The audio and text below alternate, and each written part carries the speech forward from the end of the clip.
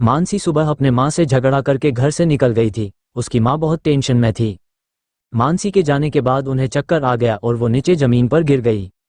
मानसी के पापा मिथुन और उसकी बहन स्वाति उन्हें लेकर हॉस्पिटल चले गए। डॉक्टर ने चेकअप किया और कुछ रिपोर्ट निकलवाए और रिपोर्ट लेने के लिए कल आने के लिए कहा। मिथुन जी उन्हें लेकर घर आ गए। मिथुन जी ने गुस्से से मानसी की मां शालिनी से कहा, ये सब उस मनहूस की वजह से हुआ है। मैंने कहा था कि उसे मत लेके आना, उसे छोड़ देती उसके दादा दादी के पास। शालिनी ने कहा, वो मेरी बेटी है, मैं कैसे उसे खुद से दूर रख सकती हूँ। मिथुन जी ने कहा, पर उसके आने के बाद कितनी सारी मुसीबतें आई है मालूम है ना। शालिनी ने मिथुन की शांत करते हुए कहा, उसमें उसकी क्या गलती। मिथुन ने कहा, अपने बाप को तो पैदा होते ही खा गई और तुम कहती हो उसकी क्या गलती। मिथुन जी की बातें सुनकर शालिनी जी के आंखों में आंसू आ गए। वो अपने कमरे में चली गई। मिथुन जी बस स्वाति से प्यार करते थे। वो उसका अपना खून था, इसलिए वो उसे जान से भी ज्यादा प्यार करते थे। पर वो जितना प्यार स्वाति से करते थे उतनी ही नफरत वो मानसी से करते। उन्हें ऐसे लगता था कि उसके आने के वजह से ही उनकी मां की हुई है, इसलिए वो उसे बिल्कुल भी पसंद नहीं करते थे। यहाँ मानसी रास्ते से जा रही थी। वहां उसने देखा कि रास्ते पर बहुत सारे लोग खड़े थे। उसने जाकर देखा तो वहां एक्सीडेंट हुआ था। एक ट्रक ने एक कार को कुचला था। कार सामने से पूरी तरह से कुचल गई थी। वहां खड़े लोग कह रहे थे कि नहीं लगाता कि अंदर जो भी था उसमें से कोई बचा होगा। कुछ देर पहले ही उन लोगों को एक एम्बुलेंस में लेकर गए थे। हालत बहुत नाजुक थी। मानसी ने उन लोगों की बातें सुनकर भगवान से कहा, इस गाड़ी में जो भी लोग थे प्लीज उनकी रक्षा करना। इतना कहकर मानसी वहां से हॉस्पिटल के लिए निकल गई।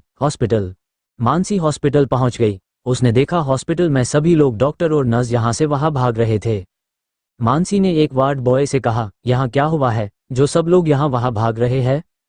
वार्ड बॉय ने कहा, सीरियस केस है। वार्ड बॉय की बात सुनकर मानसी उस ओर चली गई। उसने देखा सभी सीनियर डॉक्टर अंदर थे और पेशेंट का ट्रीटमेंट कर रहे थे। पेशेंट के शरीर पर बहुत सारे घाव थे, उन पर डॉक्टर दवाई लगा रहे थे। मानसी भी अंदर जाने लगी, तभी उसके कंधे पर किसी ने हाथ रखा। उसने पीछे पलट कर देखा, उसके पीछे डॉक्टर आनंद खड़े थे। डॉक्टर आनंद ने कहा, आप अंदर नहीं जा सकती, हमें सीनियर ने मना किया है किसी जूनियर को अंदर आने से। मानसी ने कहा, क्यों मना किया है। डॉक्टर आनंद ने कहा, जो अंदर पेशेंट है वो बहुत बड़ा बिजनेसमैन है, डॉक्टर नहीं चाहते कि कोई भी गलती हो इसलिए। मानसी ने कहा, तो अब क्या करे। डॉक्टर आनंद ने कहा, चलो चलकर बाकी पेशेंट को देखते हैं। मानसी और डॉक्टर आनंद वहां से दूसरे वार्ड में चले गए। उन्होंने बाकी पेशेंट को चेक किया। मानसी वार्ड से बाहर आ गई। उसने देखा कि उस वार्ड के बाहर काफी भीड़ थी, शायद पेशेंट के रिलेटिव आ गए थे। सब लोग डॉक्टर बाहर आने का इंतजार कर रहे थे। तभी सभी डॉक्टर बाहर आ गए। डॉक्टर ने सबसे कहा कि वो अब ठीक है, शाम तक होश में आ जाएंगे, बस उनकी कुछ रिपोर्ट आनी बाकी है, तब हम अच्छे से बता सकते हैं। तभी भीड़ में से एक औरत ने कहा, कैसी रिपोर्ट आनी बाकी है। डॉक्टर ने कहा, मैं आपको परेशान नहीं करना चाहता, पर आपको बता देता हूँ, पेशेंट को कमर से नीचे के हिस्से में बहुत चोट लगी है, शायद ही कभी वो अपने पैरों पर खड़े हो पाएंगे। डॉक्टर की बात सुनकर उस पेशेंट की दादी रोने लगी। डॉक्टर ने कहा, अभी कुछ कहा नहीं जा सकता, रिपोर्ट आने के बाद मैं आपको बताता हूँ, आप रोइए मत। दादी के आंखों से लगातार आंसू आ रहे थे। मानसी ये सब देख रही थी। मानसी अपने केबिन में चली गई। उसने अपनी माँ को कॉल किया। जैसे ही उसके माँ ने कॉल उठाया, मानसी ने कहा, सॉरी माँ, आगे से मैं आप पर गुस्सा नहीं करूंगी। शालिनी ने कहा, ठीक है, पर अब बार बार माफी मत मांगो, मैंने तुम्हें माफ कर दिया है। मानसी ने कहा, मेरी प्यारी माँ, मैं आते वक्त आपको आपकी पसंद की आइसक्रीम लाऊंगी। शालिनी कुछ कह पाती उससे पहले उसके हाथ से मिथुन जी ने फोन छीन लिया और कहा, तुम्हारी माँ का ट्यूमर का ऑपरेशन करना है, पैसे का इंतजाम करो। मानसी ने कहा, कैसा ऑपरेशन। मिथुन जी ने कहा, तुम्हारी माँ को ट्यूमर है और डॉक्टर ने जल्दी से सर्जरी करने के लिए कहा है। मानसी से कहा, ऐसे कैसे माँ को ट्यूमर हो गया। मिथुन जी ने कहा, तुम पैसों का बंदोबस्त करो, जल्द से सर्जरी करनी है। मानसी ने कहा, कितने पैसे। मिथुन जी ने कहा, 20 लाख रुपये। मानसी ने कहा, इतने पैसे। मिथुन जी ने कहा, बाहर से डॉक्टर आने वाले हैं, तुम बस पैसों का इंतजाम करो, 2 दिन बाद सर्जरी करनी है। मानसी ने कहा, ठीक है, मैं कुछ करती हूँ पैसों का। इतना कहकर मानसी ने कॉल रख दिया। वो अपने केबिन से आनंद के केबिन में चली गई। आनंद अपना कोट पहन रहा था। मानसी ने आनंद से कहा, कहाँ जा रहे हो। आनंद ने कहा, जो सुबह पेशेंट एडमिट हुआ है उसे ड्रिप लगाने के लिए कहा है। मानसी ने कहा, क्या मैं आ सकती हूँ तुम्हारे साथ। आनंद ने थोड़ा सोचा, फिर उसे कहा, चलो तुम भी देख लोगी कि बड़े लोगों का इलाज कैसे होता है। मानसी मुस्कुराई और आनंद के साथ चलने लगी। आनंद और मानसी उस वीआईपी वार्ड में पहुंच गए। आनंद ने नई ड्रिप निकाली और वो पेशेंट को लगा दी। उसने उसे जो डॉक्टर मिश्रा ने जो इंजेक्शन बताए थे वो उसमें डाले और उसे पेशेंट को लगाया। मानसी पेशेंट को अच्छे से देख रही थी। पेशेंट के दादी ने मानसी को ऐसे देखते हुए देखा। उन्होंने मानसी से कहा, क्या हुआ डॉक्टर, आप मेरे पोते को ऐसे क्यों देख रही है? मानसी ने कहा, मैं बस पेशेंट को देख रही हूँ। पेशेंट की दादी सुमित्रा जी ने कहा, क्या मेरा पोता ठीक हो सकता है? मानसी ने कहा, हाँ ये बिल्कुल ठीक हो सकते हैं। मानसी की बात सुनकर सुमित्रा जी बहुत खुश हो गई। उसने मानसी से कहा, जितना भी पैसा लगेगा मैं आपको दूंगी, बस मेरे पोते को ठीक कर दीजिए। मानसी ने कहा, आप फिक्र मत करें, ये जल्दी ठीक हो जाएंगे। आनंद नहीं चाहता था कि मानसी इस पेशेंट की वजह से किसी मुसीबत में पड़े, इसलिए उसने मानसी से कहा, चलो हमें और भी पेशेंट को देखना है। मानसी को आनंद की बात समझ नहीं आई, फिर भी वो उसके साथ बाहर चली गई। आनंद मानसी को लेकर अपने केबिन में चला गया। उसने मानसी से कहा, तुम्हें क्या जरूरत थी कुछ बोलने की, मुझे तुम्हें साथ ही नहीं लेकर जाना चाहिए था।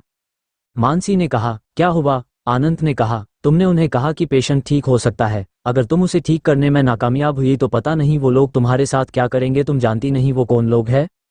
आनंद की बातें सुनकर मानसी को भी डर लगा। उसने तो बस उन्हें दिलासा देने के लिए ये बात कही थी। मानसी ने आनंद से कहा, कौन है वो लोग? आनंद ने कहा, प्रणव रायजादा का नाम सुना है। मानसी भी ये नाम सुनकर थोड़ा डर गई। उसने काफी सुना था इस प्रणव रायजादा के नाम के बारे, वो बहुत हैंडसम है, पर वो जितना हैंडसम दिखता है उतना ही खतरनाक है। उसके पास कभी कोई लड़की नहीं जाती और जो जाने की कोशिश करती है तो उसे गायब किया जाता है या इस देश से बाहर भेजा जाता है। सरकार भी इस नाम से कांपती है। उसे झूठ बोलने वालों से बहुत नफरत है। मानसी ने लड़खड़ाते हुए कहा, क्या वो आदमी प्रणव रायजादा है? आनंद ने कहा, हाँ, और जिससे तुम अभी मिली वो उसकी दादी है। मानसी ये सुनकर थोड़ा डर गई, फिर उसने हिम्मत करके कहा, मैंने उन्हें झूठी उम्मीद नहीं दी है, वो सच में ठीक हो सकते हैं। आनंद ने कहा, ये तो मुझे नहीं पता, पर तुम इस मामले से जितना दूर रहोगी उतना ही तुम्हारे करियर के लिए अच्छा होगा। अब जाओ अपने केबिन में। आनंद की बात सुनकर मानसी अपने केबिन में चली गई। कुछ देर बाद प्रणव की रिपोर्ट आई। डॉक्टर ने सुमित्रा जी को और उनकी फैमिली के लोगों को बुलाया और उन सब से कहा, पेशेंट की रिपोर्ट आ गई है, पर मुझे आपको बताते हुए दुख हो रहा है कि पेशेंट फिर कभी अपने पैरों पर खड़ा नहीं हो सकता। दादी ये सुनकर बहुत उदास हो गई, पर उनके बाकी फैमिली वालों के चेहरे पर कोई दुख नहीं था, मानो वो ऐसा ही चाहते हो। प्रणव के चाचा रामचंद्र जी ने डॉक्टर से पूछा, क्या ये हमें आगे चल के वारिस दे सकता है? डॉक्टर ने कहा, नहीं, ये कभी आपको वारिस नहीं दे सकते। रामचंद्र जी मानो ये सुनकर खुश हो गए। उनके चेहरे पर मुस्कान कुछ सेकंड आ गई, पर उसने किसी को नहीं दिखाई। सावित्री जी बहुत उदास हो गई और डॉक्टर के केबिन से बाहर आ गई। यहाँ मानसी पेशेंट के रिलेटिव से बात कर रही थी। सावित्री जी की नज़र उस पर गई। वो ध्यान से सुनने लगी वो क्या कहा रही हैं। मानसी उस औरत से कह रही थी कि आप हार मत माने, आपकी बेटी बिल्कुल ठीक हो जाएगी। वो ऊपर वाला कभी किसी का बुरा नहीं करता, हम तो बस उनके वजह से आप लोगों को बचा पाते हैं। मानसी की ये बात सुनकर उन्हें थोड़ी राहत मिली।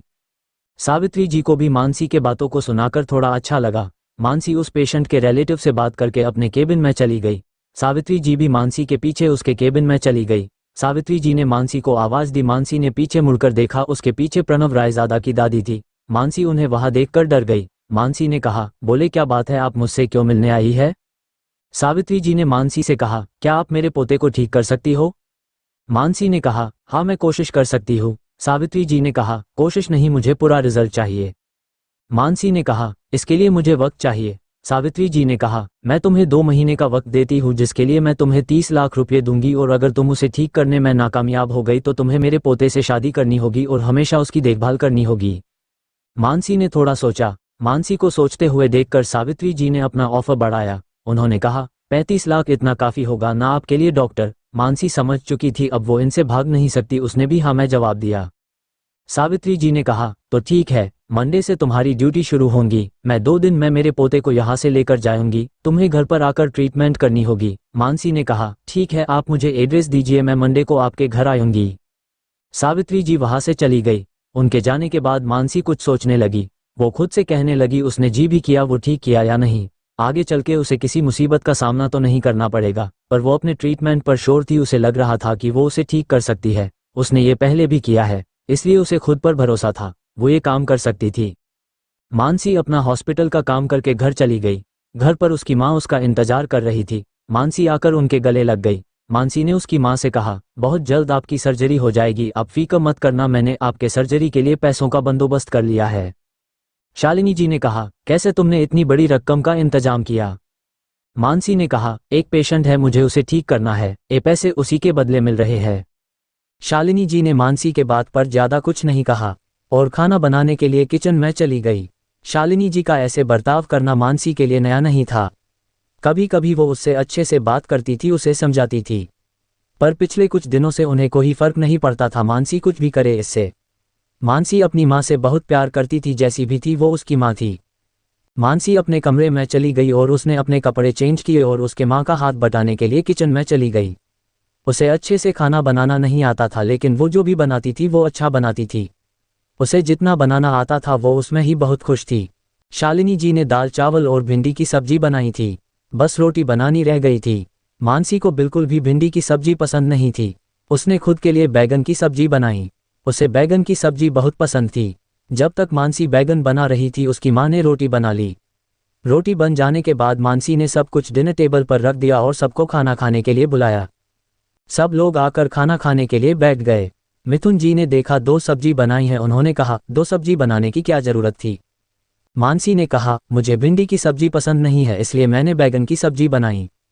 मिथुन जी ने कहा अगर हर दिन 2 सब्जी बनने लगी तो महीने का राशन 15 दिन में ही खत्म हो जाएगा, और तुम्हें कहाँ पैसे देने पड़ते हैं, तुम जितना कामती हो वो तो तुम्हारा पढ़ाई का कर्ज चुकाने में ही जाते हैं। मिथुन जी की बात सुनकर मानसी के आंखों में आंसू आ गए।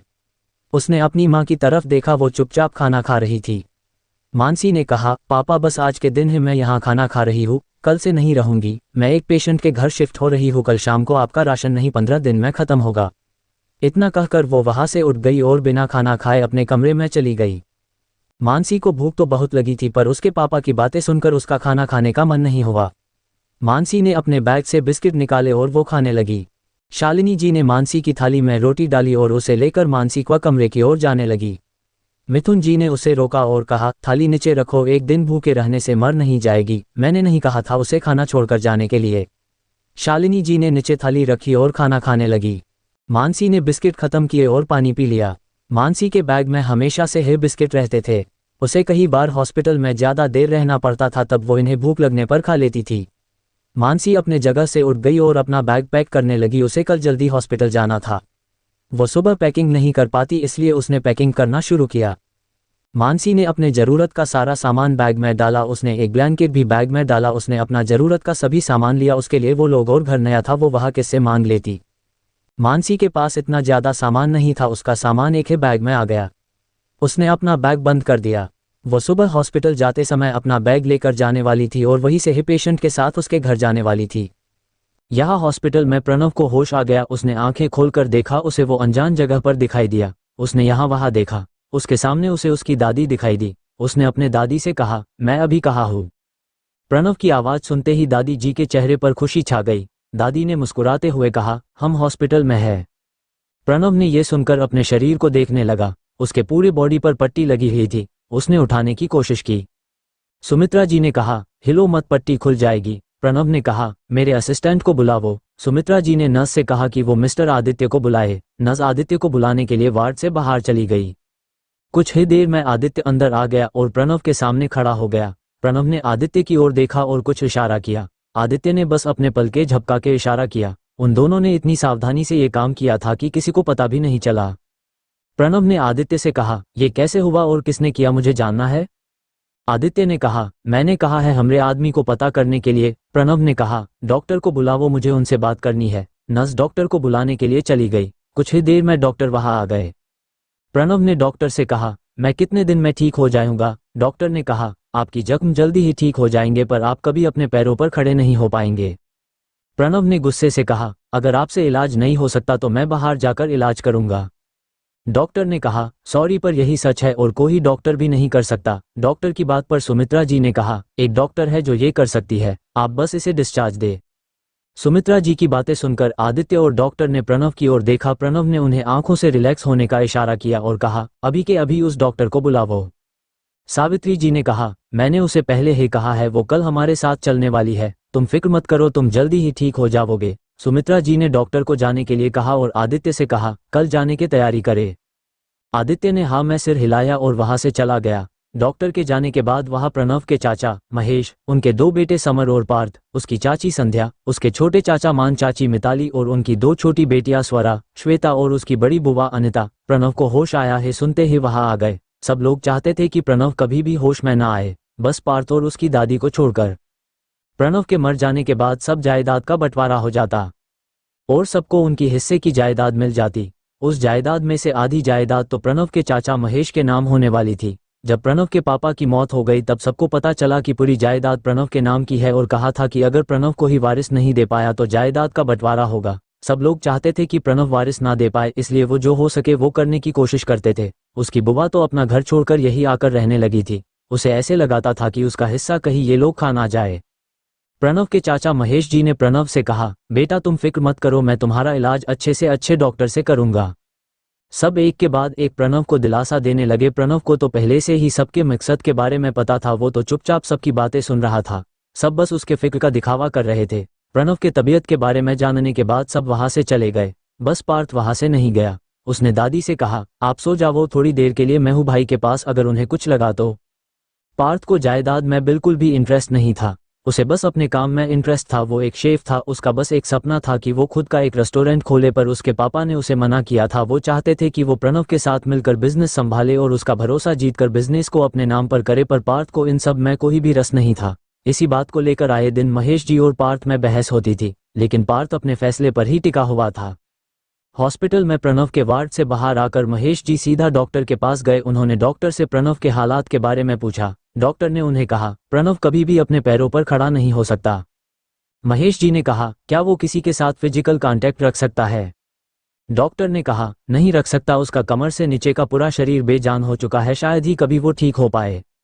डॉक्टर की ये बात सुनकर महेश जी वहां से चले गए। उन्होंने खुद से कहा, तुम उस एक्सीडेंट से भले ही बच गए हो, पर तुम कभी भी वारिस नहीं दे पाओगे। ये मेरे लिए तुम्हारे मौत से कम नहीं है। ये जायदाद मेरे बेटे को ही मिलेगी, चाहे उसके लिए मुझे कुछ भी क्यों ना करना पड़े। महेश जी अपने बेटे समर के साथ वहां से दिल्ली के लिए निकल गए। यहाँ पार्थ प्रणव के पास ही बैठा हुआ था। प्रणव ने पार्थ से कहा, तुम सो जाओ, अगर मुझे कुछ चाहे हो तो मैं तुम्हें जगा दूंगा। पार्थ ने कहा, भाई आप सो जाओ, आपको आराम की जरूरत है। पार्थ ने प्रणव को ब्लैंकेट ओढ़ाया और उसे सोने के लिए कहा। पार्थ ने अपने कानों में हेडफोन डाले और सोफे पर बैठ गया। उसने वो जागता रहे इसलिए मूवी लगाई और उसे देखने लगा। पूरी रात उसने ऐसे ही जाग कर निकाली। बीच में 2 बार प्रणव की डॉक्टर ने आकर ड्रिप चेंज की थी। सुबह सुबह उसकी आंख लग गई। प्रणव की नींद खुल गई। उसने देखा कि पार्थ सो चुका है। उसके चेहरे पर स्माइल आ गई। आदित्य अंदर देखने के लिए आया था सब ठीक है या नहीं। वो एक घंटे में आकर देखता था कि सब कुछ ठीक है या नहीं। उसने देखा उसके बॉस जगे हुए हैं। प्रणव ने भी आदित्य को अंदर आते हुए देखा था। आदित्य ने आकर प्रणव की ड्रिप को निकाला, वो खत्म हो गई थी। प्रणव ने आदित्य से कहा, पार्थ के ऊपर ब्लैंकेट डालने के लिए। आदित्य ने पार्थ के ऊपर ब्लैंकेट डाला। प्रणव ने आदित्य से कहा, तुम जाकर सो जाओ, मैं जाग रहा हूँ, मेरा ख्याल रखने के लिए तुम्हें भी फिट होना चाहिए। जाओ, जाकर सो जाओ, जरूरत पड़ी तो कॉल करूंगा, तब तक आने की जरूरत नहीं ना। आदित्य वहां से चला गया। सुबह के 6 बजे प्रणव की दादी उठ गई। उसने देखा प्रणव और पार्थ दोनों सोए हुए थे। उसने किसी को भी नहीं उठाया। थोड़ी देर बाद पार्थ की आंखें खुली। उसने देखा कि वो सो गया था। वो एकदम से उठ गया। उसने देखा सुबह के 7 बजे थे। प्रणव सोया हुआ था और दादी न्यूज़पेपर पढ़ रही थी। पार्थ ने दादी से कहा, पता नहीं कैसी मेरी आंख लग गई। दादी ने उसे कहा, कोई बात नहीं।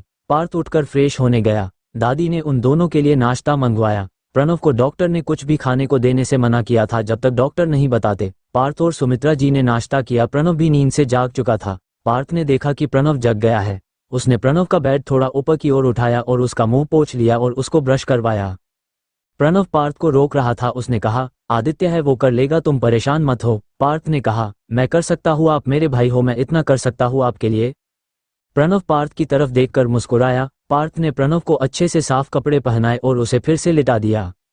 मानसी के घर पर मानसी की आंख खुली। उसने देखा कि सुबह के 7 बजे है। उसने अपना मोबाइल देखा। उसने रात को 6 बजे का अलार्म सेट किया था। उसे सुबह 8 बजे घर से निकलना था, लेकिन उसने अपने मोबाइल में अलार्म 6 AM की जगह 6 PM किया था। वो कैसे बचता? मानसी ने अपने सिर पर चपत लगाई। उसने जल्दी से अपना मोबाइल चार्ज पर लगाया और शावर लेने चली गई। मानसी सब कुछ जल्दबाजी में कर रही थी। उसे 8 बजे के बस से जाना था। अगर बस चली गई तो अगली बस आधे घंटे बाद थी और उस बस से वो जाती तो वो काफी लेट हो जाती। मानसी नहाकर बाहर आ गई। उसने जल्दी से अपने कपड़े पहने और बाल बनाने लगी। उसने बिल्कुल हल्का सा मेकअप किया, अपना मोबाइल और चार्जर बैग में डाला और बैग लेकर निकल गई। शालिनी जी मानसी को आवाज दे रही थी। वो कह रही थी, येऊन नाश्ता करून जा। मानसी ने कहा, नको आय, खूप उशीर झाला आहे आणि तुला तर माहित आहे ना मुंबईचं ट्रैफिक। इतना कहकर वो उसके माँ के गले लगी और उसने कहा, मैंने पैसे आपके अकाउंट में डाले हैं, अच्छे से अपना इलाज करना, मैं नहीं होंगी वहाँ, अपना ख्याल रखना, और बैग लेकर चली गई। मानसी बस स्टॉप पर आ गई। बस आने में अभी भी 5 मिनट बाकी थे। उसने राहत की सांस ली। वो वही एक वड़ा पाव के ठेले पर चली गई। उसने वड़ा पाव वाले भैया से कहा, भैया एक गर्मा गर्म वड़ा पाव देना मिर्च के साथ। उस भैया ने मानसी को एक वड़ा पाव दिया। मानसी ने उसे पैसे दिए और वड़ा पाव को खाने लगी। तभी वह बस आ गई। उसने उस वड़ा पाव को अपने मुंह में ठूस लिया और उसे जल्दी से खाते हुए बस में चढ़ गई। बस पहले से ही फुल थी। मानसी को खड़े होकर जाना था। उसने बस वाले को अपना पास दिखाया और कानों में हेडफोन डालकर गाने सुनने लगी। बस में दो औरतों का झगड़ा चल रहा था बस की सीट को लेकर। मानसी के लिए ये तो अब रोज का हो चुका था। आधे घंटे बाद वो हॉस्पिटल पहुंच गई। हॉस्पिटल पहुंचकर वो अपने केबिन में पहुंच गई। आनंद अभी भी अपनी ड्यूटी पर था। उसे जब तक प्रणव वहां था उसके इलाज की जिम्मेदारी आनंद को दी थी। आनंद वहां 3 साल से था और मानसी वहां 2 साल से थी। मानसी ने अपना बैग अपने केबिन में रखा और डॉक्टर गुप्ता के पास गई। डॉक्टर गुप्ता को एक बच्चे का ऑपरेशन करना था। उन्होंने मानसी को भी अपने साथ रहने के लिए कहा था। मानसी एक ऑर्थोपेडिस्ट थी। उसकी उस ऑपरेशन में जरूरत पड़ने वाली थी। मानसी डॉक्टर गुप्ता के साथ ऑपरेशन थिएटर में चली गई। उन्हें पेशेंट की पैर की हड्डी को ऑपरेशन करके ठीक करना था। उसके लिए उन्हें पैर में रोड डालनी थी। मानसी और डॉक्टर गुप्ता ने सर्जिकल गाउन और मास्क पहना। ऑपरेशन की तैयारी पहले से ही की गई थी। पेशेंट को लाकर ऑपरेशन शुरू किया। ऑपरेशन 2 घंटे चला। ऑपरेशन सक्सेस होने के बाद दोनों ने अपने गाउन और मास्क उतारे। 11:30 को मानसी और डॉक्टर गुप्ता ऑपरेशन थिएटर से बाहर आ गए। मानसी अपने केबिन में चली गई। उसने सुबह बस एक वड़ा पाव ही खाया था इसलिए उसने खाने के लिए वेज पुलाव मंगवाया। तभी वह डॉक्टर आनंद आ गया। उसने देखा कि मानसी ने पुलाव मंगवाया है। वो भी वही बैठ गया। उसे भी भूख लगी थी। थोड़ी देर बाद पुलाव आ गया। पुलाव आने के बाद दोनों ने खाया। आनंद ने मानसी से कहा, वो लोग 1 बजे निकल रहे हैं। मुझे तुम्हें बताने के लिए कहा है, तुम रेडी रहना। मानसी ने कहा, मैं रेडी हूँ, आप उन्हें बता देना। आनंद ने कहा, फिर एक बार सोचो, एक बार तुम चली गई तो वापस आना मुश्किल होगा। मानसी ने कहा, मैंने फैसला कर लिया है और अफसोस करने वालों में से मैं नहीं, आगे जो होगा देखा जाएगा। आनंद ने कहा, ठीक है, मैं तुम्हारे फैसले का मान रखता हूँ, बस जल्दी वापस आ जाओ, मैं तुम्हारा वेट करूंगा, भूल मत जाना मुझे। मानसी ने कहा, 2 महीने के लिए जा रही हूँ, 2 साल के लिए नहीं। आनंद ने कहा, क्या पता 2 महीने कहीं 2 साल ना बन जाए। इतना कहकर वो वहां से चला गया। जाते वक्त उसके आंखों में आंसू थे। वो मानसी से प्यार करने लगा था और ऐसे खुद से उसे अलग होते हुए वो नहीं देख सकता था। उसे उसकी प्यार की कुर्बानी देनी पड़ी थी, लेकिन वो अपने प्यार के लिए इतना तो कर सकता था। उसने भगवान से प्रे किया, उसे जहां भी रखो पर खुश रखो, उसे उसकी सारी खुशियां मिले। आदित्य ने डॉक्टर से कहकर सभी फॉर्मेलिटी पूरी की थी और प्रणव के डिस्चार्ज पेपर रेडी करवाए थे। सावित्री जी मानसी के केबिन में आई। उसने कहा, हम कुछ ही देर में निकल रहे हैं, अपना सामान लेकर ऊपर छत पर आ जाओ, हम हेलीकॉप्टर से जाने वाले हैं। हेलीकॉप्टर आता ही होगा, तुम भी अब चलो हमारे साथ। मानसी अपना बैग लेकर सावित्री जी के साथ जाने लगी। उन्हें हेलीकॉप्टर का आवाज आने लगी।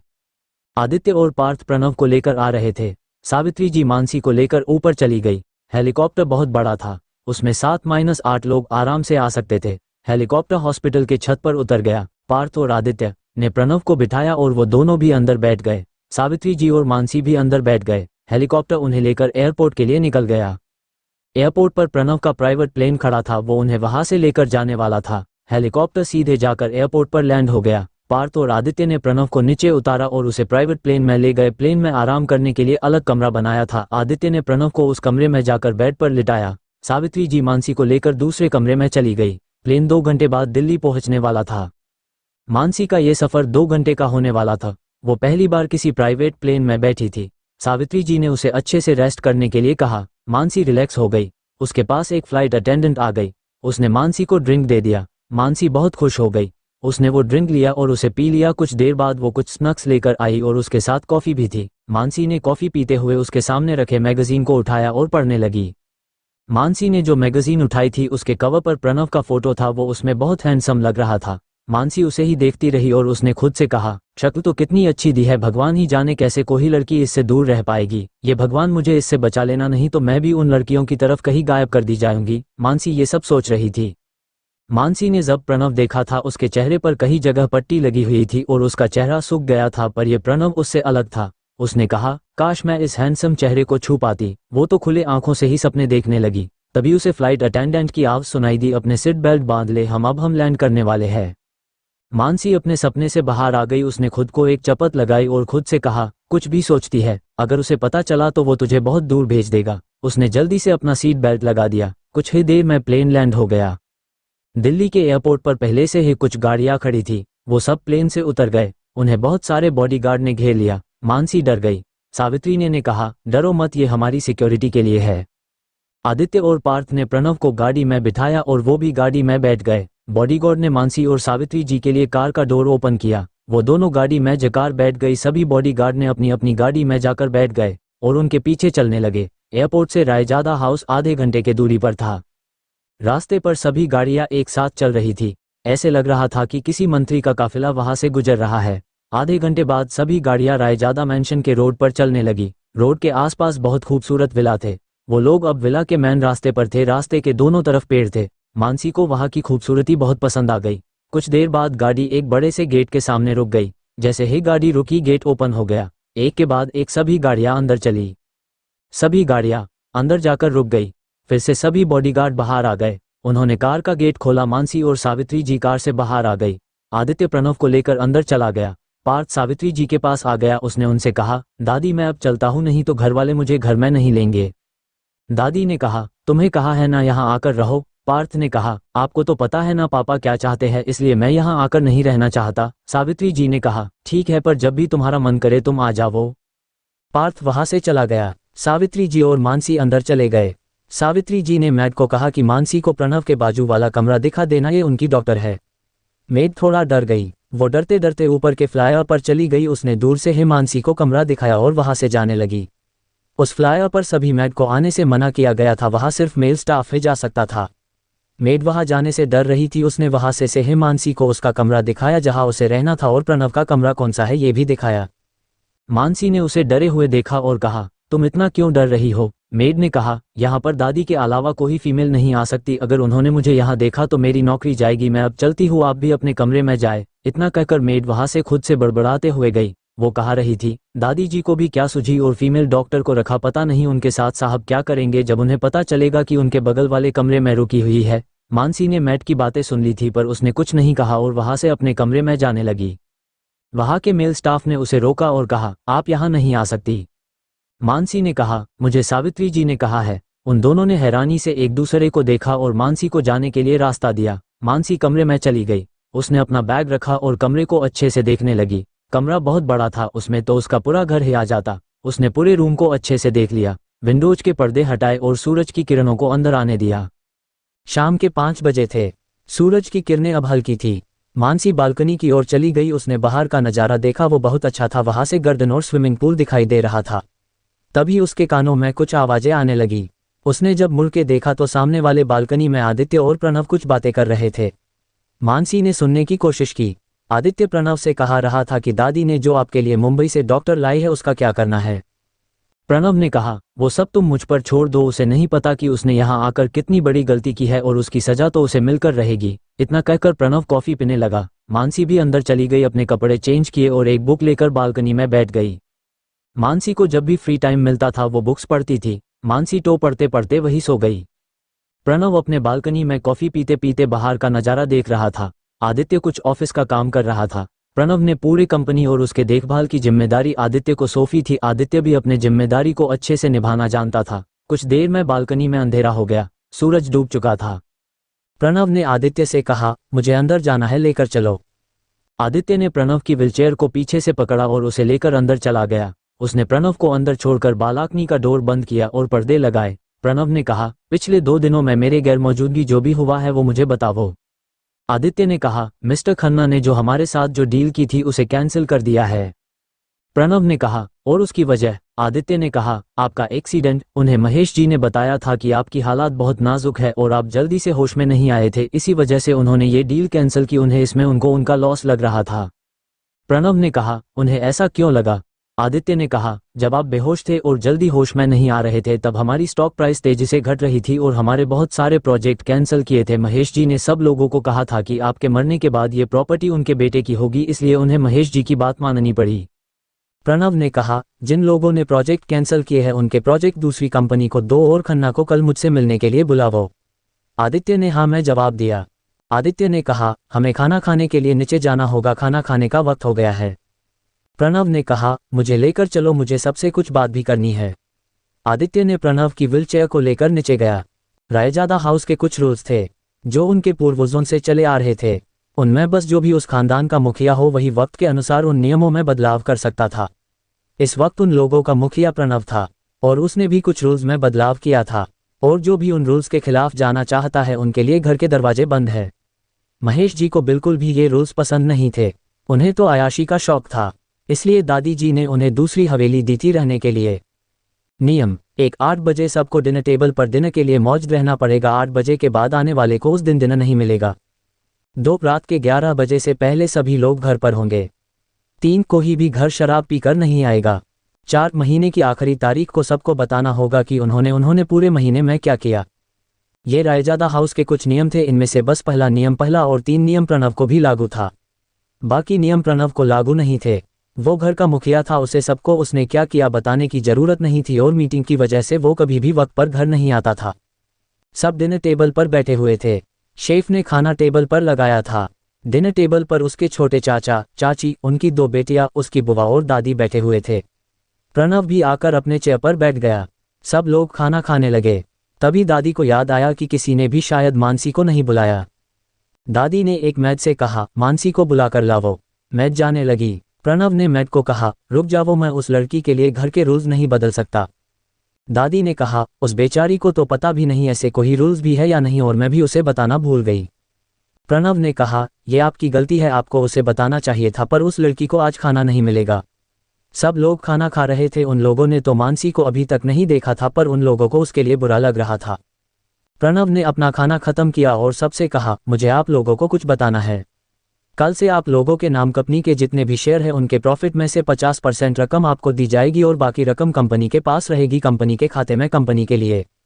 इतना कहकर उसने आदित्य को कहा कि वो उसे यहाँ से लेकर जाए। आदित्य प्रणव को लेकर गार्डन में चला गया। खाना खाने के बाद कुछ देर के लिए प्रणव गार्डन में टहलने के लिए जाता है।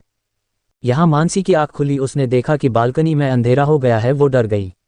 उसने जल्दी से अपना मोबाइल निकाला और मोबाइल की टॉर्च ऑन की और लाइट के स्विच ढूंढने लगी। उसे लाइट के स्विच मिल गया। उसने जल्दी से स्विच ऑन किया। उसने घड़ी में टाइम देखा, 8:30 बजे थे। उसे भूख लगी थी, पर वो यहाँ किससे खाना मांगती, यहाँ सब उसके लिए नया था। वो जल्दी से बाहर आ गई। उसने देखा उसे वहाँ कोई दिखता है या नहीं। बाहर कोई नहीं था। उसने आगे चलकर देखा, उसे एक मैड मिल गई। मानसी ने मैड से कहा, क्या मुझे खाना मिल सकता है? मैड ने कहा, नहीं मैम, खाने का वक्त 8 बजे का है, आप नहीं आई, मैं आपको खाना नहीं दे सकती, यहाँ के कुछ रूल्स हैं। लगता है आप नहीं जानती, मैं आपको बता देती हूँ। इतना बोलकर उसने बताना शुरू किया। अगर कल से आपको खाना खाना है तो आपको 8 बजे के पहले नीचे आकर डिनर टेबल पर बैठना होगा, तभी आपको खाना सर्व होगा। अगर आप 8 बजने के बाद 1 मिनट भी लेट हो गई तो आपको खाना नहीं मिलेगा। मानसी ने कहा, ठीक है, मैं कल से ख्याल रखूंगी, पर अभी मुझे कुछ मिल सकता है। मैड ने कहा, मैं आपको कुछ नहीं दे सकती मैम। मानसी ने कहा, ठीक है, और वहां से अपने रूम में चली गई। मानसी अपने कमरे में चली गई। उसे आज खाना नसीब नहीं था।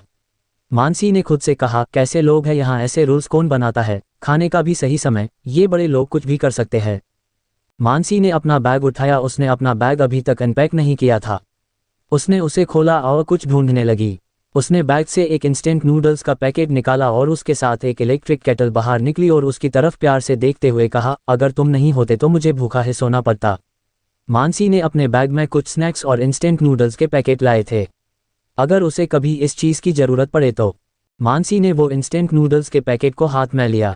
उसने इलेक्ट्रिक केटल में पानी डाला और उसे उबाल लिया। उबलने के बाद उसने इंस्टेंट नूडल्स वाले पैकेट में वो पानी डाला और उसे 10 मिनट ढककर रख दिया। पूरे कमरे में नूडल्स की स्मेल आ रही थी। 10 मिनट बाद मानसी ने उस पैकेट को खोला और पहली उसकी खुशबू ली और उसने खुद से मुस्कुराते हुए कहा, ये हुई ना बात, और उसे खाने लगी। कुछ ही देर में उसने उसे ख़त्म कर लिया और डकार दे दी। मानसी खाकर उठ गई। तभी उसका डोर नॉक हो गया। उसने कहा, इतनी रात को कौन हो सकता है? शायद दादी जी ही होगी। इतना बोलकर वह दरवाज़ा खोलने चली गई। डोर खोलते ही उसके सामने आदित्य था। आदित्य को वह नूडल्स की स्मेल आ गई। उसने देखा टेबल पर इंस्टेंट नूडल्स का खाली पैकेट पड़ा है। उसने उस पैकेट को देखते हुए कहा, आप सच में डॉक्टर है ना? मानसी ने उसके नज़रों का पीछा किया। तब उसे समझ आया कि वो ऐसा क्यों कह रहा है। मानसी ने जवाब दे दिया, हाँ मैं डॉक्टर हूँ, पर उससे पहले एक आम इंसान हूँ और मुझे भी भूख लगती है। आदित्य ने इस बात पर कुछ नहीं कहा और टॉपिक को चेंज किया। आदित्य मानसी से कहा, आपको सोने बुलाया है, उन्हें आपसे कुछ बात करनी है। मानसी ने कहा, इस वक्त क्या बात करनी है? आदित्य ने कहा, वो तो मुझे पता नहीं, आप खुद चलकर देखें उन्हें क्या बात करनी है। मानसी ने कहा, चलो देखते हैं क्या बात है। मानसी आदित्य के साथ चली गई। प्रणव के कमरे में सावित्री जी और प्रणव कुछ बातें कर रहे थे। मानसी और आदित्य अंदर आए। मानसी ने देखा उसके सामने सावित्री जी और प्रणव थे। उसने थोड़ी राहत की सांस ली, उसे लगा था कि वहाँ सिर्फ प्रणव है। मानसी ने सावित्री जी और प्रणव से कहा, आपको मुझसे क्या बात करनी है? सावित्री जी ने कहा, कल से तुम प्रणव का इलाज शुरू कर दो, वो तुम्हें उसका शेड्यूल बताएगा, तुम्हें उस शेड्यूल के साथ ही उसका इलाज करना पड़ेगा। मानसी ने कहा, जैसे आप लोग चाहते हैं वैसे ही होगा। प्रणव ने आदित्य को इशारा किया कि वो उसे उसका शेड्यूल बताए। आदित्य ने कहा, सुबह 7 बजे उठते और 8 बजे तक एक्सरसाइज करते हैं। वो अब से एक्सरसाइज नहीं कर पाएंगे, इसलिए इस वक्त में आप उनकी ट्रीटमेंट कर सकती है। उसके बाद वो नहाने जाते हैं। 8:40 को वो नाश्ता करते हैं। 9 बजे से उनका ऑफिस आवर्स शुरू हो जाते हैं तो रात के 7 बजे तक। 8 बजे वो डिनर करते हैं और 9 से 11 बजे वो अपना जो भी पर्सनल काम है वो करते हैं। इसके बीच के 2 घंटे है, इसमें आपको देखना है आपको कौन सी ट्रीटमेंट किस वक्त देनी है, और आप जब भी ट्रीटमेंट देगी मेरे मौजूदगी में देगी। सर के बिना परमिशन के आप उनके कमरे में नहीं आएंगी और आपको जो वक्त दिया है उसी वक्त में आप ट्रीटमेंट देगी, बाकी वक्त सर को बिल्कुल भी परेशान नहीं करेंगी। इतना कहकर आदित्य रुक गया। मानसी ने कहा, हो गया आपका या और भी कुछ बाकी है? आदित्य ने कहा, बस इतना ही। मानसी ने प्रणव की तरफ देखकर पूछा, क्या मुझे आपको ट्रीटमेंट आपके कमरे में आकर देनी पड़ेगी? आदित्य ने जवाब देते हुए कहा, हाँ, आपको ट्रीटमेंट यहाँ आकर ही देनी पड़ेगी। मानसी ने प्रणव की तरह हाथ करके कहा, क्या ये गूंगे है? प्रणव ने गुस्से से मानसी की तरह देखा। मानसी डर गई। वहाँ के माहौल को बदलने के लिए सावित्री जी ने कहा, ऐसा नहीं है, वो बोल सकता है पर वो ज़्यादा किसी से बात नहीं करता। उसे अगर वो व्यक्ति इंपॉर्टेंट लगे या कोई इंपॉर्टेंट बात करनी होगी तभी वो बोलता है, नहीं तो उसका ये असिस्टेंट ही बात करता है। मानसी समझ गई थी उसे जो भी बताना होगा और करना होगा वो अब आदित्य से पूछकर ही करना होगा। उसने भी आदित्य की तरफ देखकर कहा, मैं कल सुबह 7 बजे आ जाऊंगी इनकी ट्रीटमेंट के लिए, अब मैं चलती हूँ। आदित्य ने कहा, रुक जाइए, अभी तक मेरी बात खत्म नहीं हुई है। उसने एक पेपर निकाला और मानसी को दिया और कहा, ये कुछ इस हाउस में रहने वाले लोगों के लिए नियम है जिसे आपको भी फॉलो करना है। मानसी ने वो पेपर लिया और उसे पढ़ने लगी। उसमें बहुत सारे रूल्स लिखे हुए थे। मानसी ने कहा, इतने सारे रूल्स मुझे फॉलो करने होंगे? आदित्य ने हाँ में जवाब दिया। मानसी वहां से अपने कमरे में चली गई। उसने वो रूल्स फिर से पढ़े और खुद से कहा, कैसे रहते होंगे लोग यहाँ, कितने सारे रूल्स हैं, मैं कैसे इन्हें फॉलो कर पाऊंगी? ये भगवान मुझे शक्ति दे कि मैं सब संभाल पाऊँ। मानसी ने अपने कपड़े चेंज किए और सोने के लिए चली गई। मानसी के जाने के बाद सावित्री जी ने प्रणव से कहा, तुम फिक्र मत करो, मुझे पूरा भरोसा है, तुम जल्दी ठीक हो जाओगे। प्रणव ने भी हाँ मैं अपन सिर हिलाया। दादी जी वहां से अपने कमरे में चली गई। सावित्री जी के जाने के प्रणव ने आदित्य से कहा, तुम्हें क्या लगाता है ये डॉक्टर मुझे ठीक कर पाएगी? आदित्य ने कहा, मुझे नहीं लगता कि वो आपको ठीक कर पाएगी। प्रणव मुस्कुराया और आदित्य से कहा, तुम जाओ अब। आदित्य ने कहा, आपको किसी चीज की जरूरत लगी तो मुझे बुला लेना। प्रणव ने कहा, सब तो यही है, मेरे पास रखा हुआ मैं ले लूंगा, तुम जाओ। प्रणव की बात सुनकर आदित्य वहां से चला गया। प्रणव का भी अब सोने का टाइम हो गया था। वो भी अपने बिस्तर पर लेट गया। उसे जल्दी से नींद आ गई। यहाँ महेश जी किसी से बात कर रहे थे। महेश जी किसी से कह रहे थे, तुम जल्दी से ये देश छोड़कर चले जाओ। अगर उसे अब तक तो ये पता चला गया होगा कि ये कोई एक्सीडेंट नहीं था, उसे मारने की कोशिश थी, वो कभी भी तुम तक पहुंच सकता है। मैं नहीं चाहता कि तुम उसके हाथ आओ, इसलिए तुम यहाँ से चले जाओ। सामने से उस आदमी ने कहा, पर मेरे पैसों का क्या? महेश जी ने कहा, मैं पूरे पैसे तुम्हारे फैमिली को दे दूंगा, बस तुम पकड़े गए तो अपना मुंह मत खोलना, नहीं तो याद रखना तुम्हारे फैमिली के साथ मैं क्या कर सकता हूँ। उस आदमी ने कहा, मैं अपना मुंह तब तक की बंद रखूंगा जब तक तुम मेरे फैमिली का ख्याल रख रहे हो। महेश जी ने कहा, मैं तुम्हारे फैमिली का ख्याल अपने फैमिली के जैसे रखूंगा। इतना कहकर उन्होंने कॉल कट कर दिया। अगली सुबह मानसी 6:30 बजे उठ गई। उठकर वो पहले फ्रेश हो गई। 7 बजे प्रणव के कमरे की तरफ चली गई। आदित्य उसका बाहर वेट कर रहा था। उसने सामने से मानसी को आते हुए देखा। उसे लेकर वह प्रणव के कमरे में चला गया। प्रणव उठ चुका था और बेड पर बैठा था। मानसी ने देखा प्रणव उठ चुका है। मानसी आदित्य से बोली, क्या मैं मेरा ट्रीटमेंट शुरू कर सकती हूँ? आदित्य ने हाँ में जवाब दिया। मानसी प्रणव की तरफ चली गई। उसने प्रणव के पैरों पर से ब्लैंकेट हटाया। मानसी ने आदित्य से कहा, हमें इनकी पेंट उतारनी होगी, मुझे मालिश करनी है, मैं ऐसे मालिश नहीं कर सकती। आदित्य ने पहले प्रणव की तरफ देखा लेकिन उन्होंने कोई जवाब नहीं दिया। आदित्य ने मानसी से, है ये करना जरूरी है? मानसी ने उसे हाँ में जवाब दिया। आदित्य ने बड़ी हिम्मत करके प्रणव की पेंट उतारी। मानसी ने अपने हाथों पर एक मसाज और लिया और प्रणव की मालिश करने लगी। पूरे मन लगाकर प्रणव की मालिश कर रही थी। किस किस पॉइंट को कब और कैसे दबाना है वह उसे अच्छे से मालूम था। मानसी ने प्रणव की अच्छे से मसाज की। पैरों के मसाज के बाद अब बारी थी प्रणव के प्राइवेट पार्ट के मसाज की। मानसी को उस जगह की मसाज करने में बहुत शर्म आ रही थी। उसने आदित्य से कहा, अब इनके प्राइवेट पार्ट की मसाज करनी है। आदित्य ये सुनकर थोड़ा हड़बड़ा गया। उसने कहा, नहीं, आप यह नहीं कर सकती। मानसी ने कहा, यह मैं नहीं करने वाली, यह आप करिए या फिर इन्हें कहे कि वो खुद अपनी मालिश करें। आदित्य ने प्रणव की तरफ देखा। प्रणव की आंखों में गुस्सा नजर आ रहा था। वह मानो ये सब करना नहीं चाहता। मानसी समझ गई उन्हें क्या कहना है। मानसी ने कहा, यह आपकी दादी का ऑर्डर है, वह आपने गोद में जल्दी से पोता पोती लेना चाहती है। मानसी की बात सुनकर प्रणव ने अपना हाथ आदित्य की ओर किया और उसे वह मसाज बोतल ले ली। प्रणव ने आदित्य से कहा, वो कुछ देर के लिए मानसी को बाहर भेजें। आदित्य ने मानसी से कहा, आप कुछ देर के लिए बाहर चले जाए। मानसी समझ गई प्रणव उसके सामने ये सब नहीं कर सकता था। वो भी चुपचाप बाहर चली गई। मानसी के जाने के बाद प्रणव ने वो बोतल आदित्य के हाथों में दी। आदित्य ने उसमें कुछ ऑयल को वॉश बेसिन में डाला और उसे अच्छे से साफ पानी से धो डाला। कुछ देर बाद उसने मानसी को अंदर बुलाया। मानसी ने अंदर आकर पूछा, क्या आपने लगा लिया? आदित्य ने अपना सिर हाँ में हिलाया। आदित्य ने मानसी से कहा, अब आप जाए, 8 बजे बजने वाले हैं, सर को नहाना है। मानसी वहां से अपना सामान लेकर निकल गई। मानसी के जाने के बाद आदित्य ने प्रणव को वॉशरूम में छोड़ा। प्रणव ने शावर लिया और बाथरूम से बाहर आ गया। आदित्य ने पहले ही उसके लिए कपड़े निकाल कर रखे थे। प्रणव ने जल्दी से कपड़े पहने और अपने बाल सेट किए। वह कुछ दिन अपने ऑफिस का काम घर से ही करने वाला था।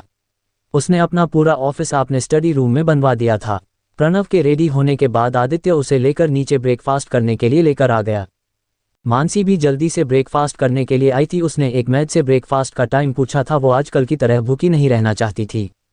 मानसी सबसे पहले ब्रेकफास्ट करने के लिए आ गई थी। धीरे धीरे एक के बाद एक घर के सब लोग ब्रेकफास्ट करने के लिए आ गए। सबसे आखिरी में दादी और प्रणव आ गए। दादी ने मानसी को वहां देखा। दादी ने मानसी को सबसे मिलवाया और मानसी की सबके साथ जान पहचान कर दी। सब लोग मानसी को ही घूर रहे थे। उसके बाद सब लोग ब्रेकफास्ट करने लगे। ब्रेकफास्ट में बहुत सारी चीजें थी। मानसी को बहुत भूख लगी थी। मानसी ने सबकी तरफ देखा, सब ब्रेकफास्ट कर रहे थे। मानसी ने भी अपने प्लेट में अपने पसंद की चीजें ली। मानसी पहली बार इतना बढ़िया ब्रेकफास्ट कर रही थी। उसे लगा कि उसे हर रोज ऐसा ब्रेकफास्ट मिलना चाहिए, लाइफ सेट हो जाएगी। मानसी ने अपना नाश्ता खत्म कर लिया। दादी ने देखा मानसी का नाश्ता खत्म हो गया है। दादी जी ने उसे कहा कि चलो, मुझे तुमसे कुछ बात करनी है। दादी जी मानसी को अपने कमरे में लेकर चली गई। सब लोग बस उन्हें जाते हुए देख रहे थे।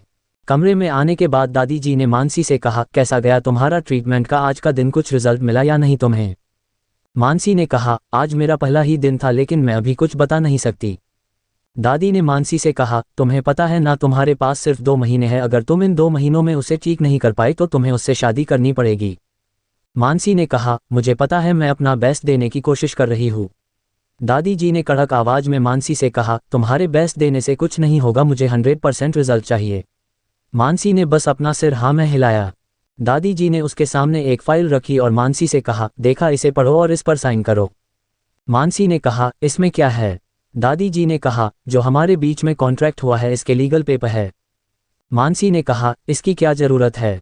दादी जी ने कहा, अगर कल तुम प्रणव को ठीक नहीं कर पाए और शादी करने से भी तुमने इनकार कर दिया तो मेरे पैसे तो डूब गए ना। मैं ऐसा होने नहीं देना चाहती और ना कोई रिस्क लेना चाहती हूँ। मैंने तुम्हें पहले पैसे एडवांस में दिए हैं, इसलिए तुम्हें इस पेपर पर साइन करना होगा। मानसी ने पेपर उठाई और पेपर को ध्यान से पढ़ा और फिर उस पर साइन कर दी। साइन होने के बाद मानसी ने दादी जी से कहा, आपको क्यों ऐसा लगता है कि प्रणव जी ठीक नहीं हो पाएंगे और मुझे उनसे शादी करनी पड़ेगी? इस पर दादी जी ने मुस्कुराते हुए बो पड़ी, मैं तो चाहती हूँ कि मेरा पोता पहले जैसा ठीक हो जाए, पर नियति का क्या भरोसा, अगर वो ठीक ना हो पाए तो मैं उसकी जिंदगी ऐसे बर्बाद होते हुए नहीं देखना चाहती। मानसी दादी जी की बात को समझ सकती थी। उसे अब अपना पूरा प्रयास करके प्रणव को ठीक करना था। मानसी की जिंदगी अब प्रणव के ठीक होने से जुड़ी थी, नहीं तो उससे उसे शादी करनी पड़ती। दादी ने कॉन्ट्रैक्ट की एक कॉपी मानसी को दी और एक कॉपी अपने पास रख दी। दादी जी ने मानसी को कहा, कॉन्ट्रैक्ट को संभाल कर रखो, इसके बारे में किसी को कुछ पता नहीं चलना चाहिए। अगर इसके बारे में किसी को कुछ पता चला तो तुम्हारे भी जान को खतरा होगा। मानसी ने दादी से कहा, आप चिंता मत करो, मैं इसे अच्छे से संभाल कर रखूंगी, किसी के भी हाथ में लगने नहीं दूंगी। मानसी ने वो पेपर लिए और अपने कमरे में चली गई। उसने उस पेपर को अलमारी में अच्छे से रख दिया और अलमारी को लॉक कर दिया। उसके बाद मानसी ने अपने पापा को कॉल किया। पहले तो उसके पापा ने कॉल नहीं उठाया, उसने फिर कॉल किया। इस बार उसके पापा ने कॉल उठाया। जैसे ही कॉल रिसीव हो गया, मानसी ने ही कहा, पापा आप कहाँ हैं, और माँ को एडमिट किया। मानसी के पापा ने कहा, मैं अभी हॉस्पिटल हूँ और कल रात में तुम्हारी माँ को एडमिट करवाया है, उसकी कल सर्जरी होने वाली है। मानसी ने कहा, अगर पैसों की ज़रूरत पड़े तो आप मुझे बिंदास कॉल करें, मैं पैसों का इंतजाम कर दूंगी।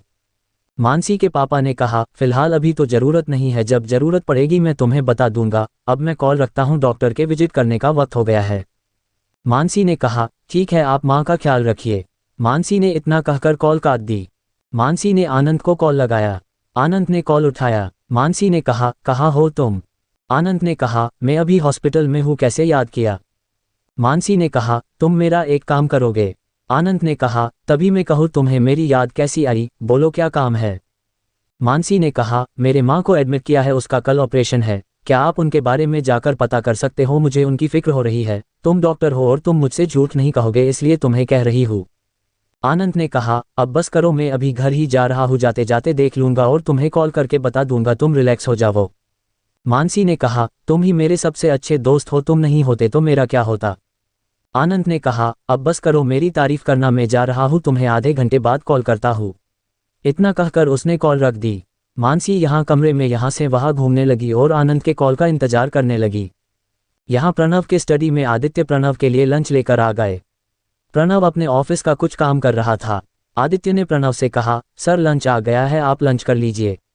प्रणव ने जो काम कर रहा था उस फाइल को बंद कर दिया और लंच करने के लिए सोफे पर आकर बैठ गया। प्रणव ने आदित्य से कहा, तुम भी खाना खा लो, तुम्हें भी भूख लगी होगी।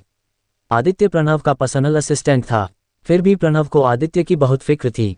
आदित्य प्रणव से बस 5 साल छोटा था। प्रणव को आदित्य एक जंगल में जख्मी हालत में मिला था। उसे किसी ने मारकर जंगल में फेंक दिया था। उन लोगों को लगा था कि आदित्य मर चुका है, लेकिन वह जिंदा था। प्रणव जब स्कूल में था तब अपने दोस्तों के साथ जंगल में घूमने गया था। तब उसे वह आदित्य जख्मी हालत में मिला था। उसने अपने दोस्तों के मदद से उसे अपने घर लाया। प्रणव के दादी ने उसका अच्छे से इलाज करवाया। 1 महीने में ही आदित्य ठीक हो गया। दादी ने प्रणव से कहा, इसे अब इसके घर छोड़ना चाहिए, इसके घर वाले इसे ढूंढ रहे होंगे। आदित्य ने रोते हुए कहा, मेरा कोई नहीं है, उन लोगों ने सबको मार दिया। आदित्य की बात सुनकर प्रणव ने दादी से कहा, इसे यही रहने दो, मैं ख्याल रखूंगा इसका। दादी ने प्रणव की बात मान ली और उसे वहां रख लिया। उन्होंने उसे अच्छे स्कूल में भेजा। तब आदित्य 5 कक्षा में था। धीरे धीरे आदित्य ने अपनी पढ़ाई पूरी की। आदित्य को पता चला कि प्रणव खुद के लिए पर्सनल असिस्टेंट ढूंढ रहा है। तब उसने सोचा कि इन लोगों ने मेरे लिए बहुत कुछ किया है, अब मेरी बारी है इन लोगों के लिए कुछ करने की। आदित्य प्रणव के पास गया। उसने प्रणव से कहा, भाई क्या आप आपके लिए असिस्टेंट ढूंढ रहे हैं? प्रणव ने कहा, मेरा काम बहुत बढ़ गया है, इसलिए मैं असिस्टेंट ढूंढ रहा हूँ। आदित्य ने कहा, आप एक काम करो, आप मुझे ही अपना असिस्टेंट बना लो। प्रणव ने कहा, नहीं, मैं तुम्हें अपना असिस्टेंट नहीं बनाना चाहता, असिस्टेंट को बहुत काम होता है और मैं तुम्हें परेशान नहीं करना चाहता। आदित्य ने अपना दिमाग चलाया और कहा, भाई देखो ना, अब तो मेरी कॉलेज की पढ़ाई भी पूरी हो गई है, मैं दूसरे के हाथ के नीचे काम करने से अच्छा है मैं आपके नीचे काम कर लूँ, मुझे बहुत सीखने को मिलेगा। प्रणव ने कहा, तुम्हें किसी के हाथ के नीचे काम करने की जरूरत नहीं है, मैंने तुम्हारे लिए एक कंपनी खरीद ली है, तुम वहां जाकर काम करोगे। आदित्य ने कहा, नहीं भाई, मुझे इतनी बड़ी कंपनी संभालने के एक्सपीरियंस नहीं है, प्लीज़ मुझे आप आपका असिस्टेंट बना लो, मैं धीरे धीरे आपके हाथ के नीचे सीख जाऊंगा, तब आप मुझे दे दो वो कंपनी संभालने के लिए। प्रणव ने कहा, मैं तुम्हें सिखाने के लिए कोई भेजता हूँ, वह तुम्हें सिखाएगा क्या करना है और कैसे करना है। आदित्य ने कहा, नहीं भाई, मुझे आपसे सीखना है, आप ही मुझे सिखाओगे, मुझे किसी और पर भरोसा नहीं है। प्रणव ने कहा, ठीक है, मैं तुम्हें सिखाऊंगा, पर तुम मेरा असिस्टेंट नहीं बनोगे, तुम सिर्फ मेरे साथ रहोगे और मैं जो भी बताऊंगा, जैसे भी कहूंगा तुम वैसे करोगे। आदित्य ने देखा कि प्रणव नहीं मान रहा उसे असिस्टेंट बनाने के लिए। उसने अपना दिमाग चलाया और एक नया आइडिया निकाला। आदित्य ने कहा, भाई आप ही ना मुझे अपना असिस्टेंट बना लो, इसमें आपका फ़ायदा है, जो भी सीक्रेट होगा वह हम दोनों के अलावा कोई नहीं जान पाएगा और किसी को पता भी नहीं चलेगा।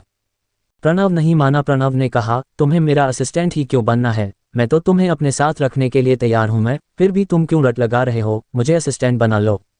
आदित्य ने कहा, भाई मैंने कभी आपसे कुछ नहीं मांगा ना, तो मैं आज मांग रहा हूँ, मुझे आपका असिस्टेंट बना लो। आप इतना नहीं कर सकते, मैंने कभी आपसे कुछ नहीं मांगा, इस बार मांग रहा हूँ, आपको देना ही पड़ेगा।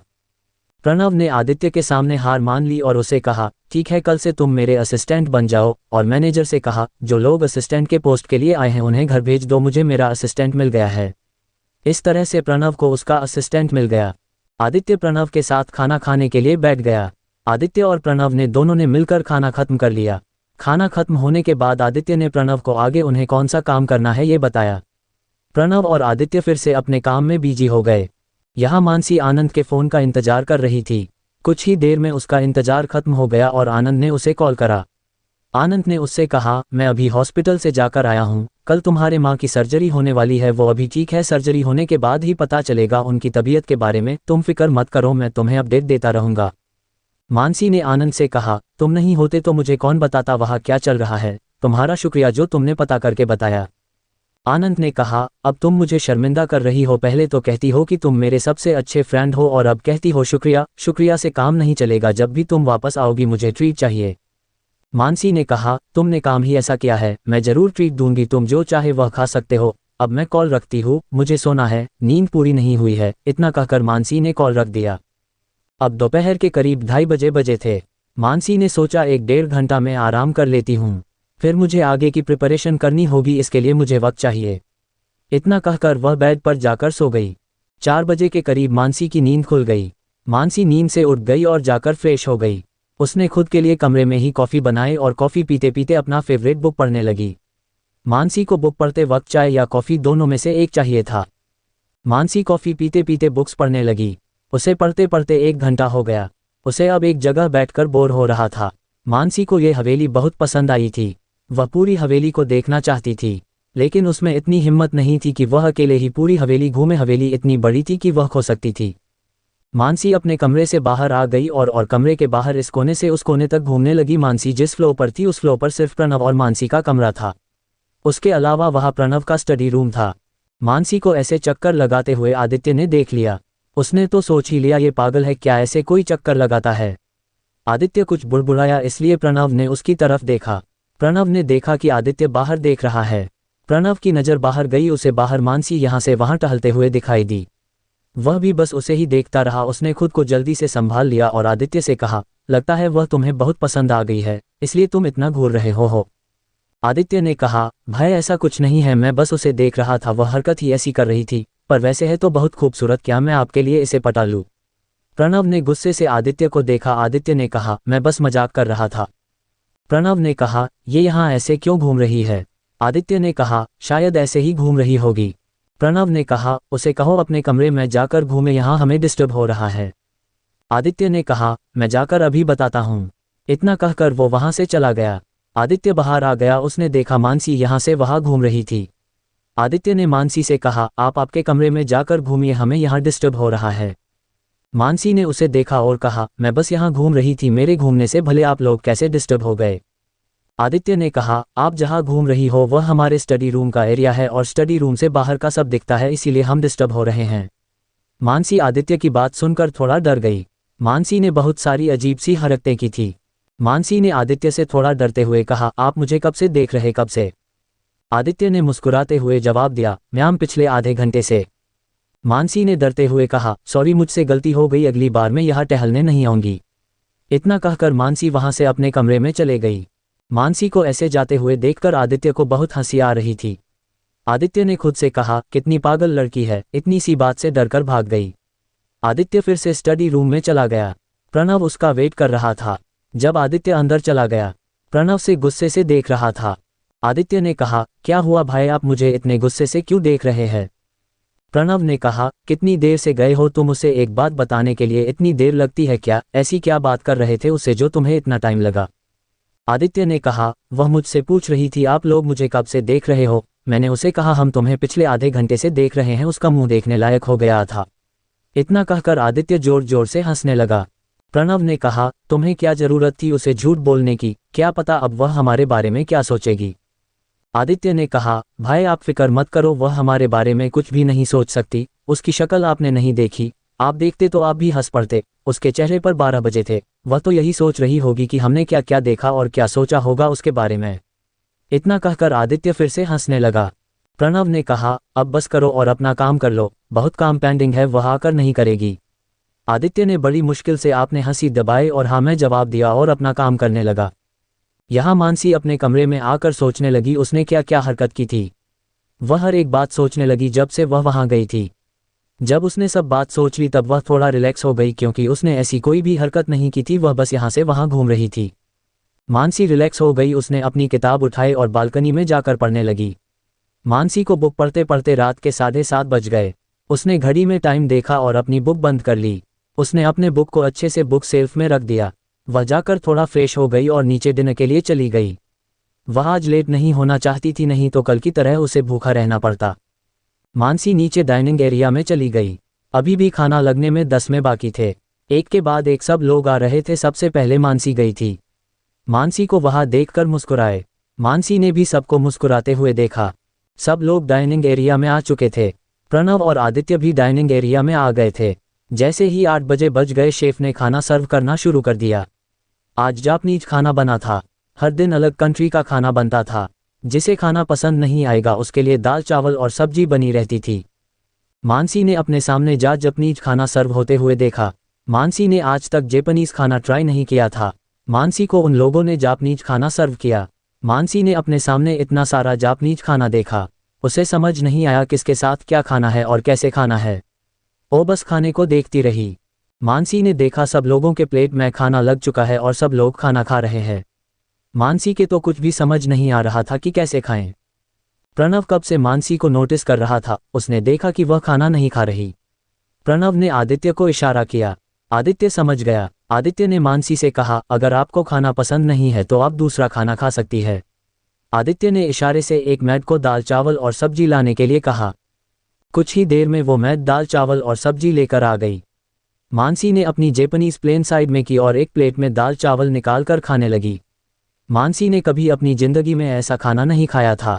आदित्य ने मानसी से कहा, आप दाल चावल खाने के बाद थोड़ा जापानीज खाना ट्राई करके भी देख सकती हो, शायद आपको पसंद आ जाए तो आप वो भी खा सकती हो। आदित्य के बात पर मानसी ने अपना सिर हिलाया। मानसी ने पहले अपना दाल चावल खत्म कर लिया। दाल चावल खाने के बाद मानसी ने अपने सामने जापानीज खाने की प्लेट रखी। मानसी प्लेट में से हर खाना ट्राई कर रही थी। प्रणव और आदित्य उसे ही देख रहे थे। आदित्य को तो मानसी को ऐसे खाते हुए देखकर बहुत हंसी आ रही थी। उसने अपनी हंसी को बहुत कंट्रोल कर रखा था। वह बेटे बाकी लोगों को भी हंसी आ रही थी, उन्होंने भी अपनी हंसी को कंट्रोल कर रखा था क्योंकि सामने प्रणव बैठा था। मानसी ने जैसे तैसे करके कुछ चीज़ें टेस्ट कर ली। उसने किसी के भी साथ किसी का भी कॉम्बिनेशन करके खाया था। उसे किसी भी डिश की टेस्ट अच्छे से नहीं मिली थी। आदित्य ने मानसी से कहा, आपको कैसे लगा जापानीज खाना? मानसी ने कहा, बहुत अच्छा था। आदित्य ने कहा, आप अगली बार यही खाना खाए। मानसी ने तो बस फॉर्मेलिटी के लिए खाया था और कहा था कि अच्छा है। उसे क्या पता था कि आदित्य उसे अगली बार यही खाना खाने के लिए कहेगा। मानसी ने बस हाँ मैं अपनी गर्दन हिलाई। सब लोगों ने खाना खत्म कर लिया था। सब अपने अपने कमरे में चले गए। वहाँ कोई एक दूसरे से अच्छे से बात नहीं करता था। मानसी भी अपने कमरे में जाने लगी। उसे प्रणव की बुआ अनिता जी ने रोक लिया।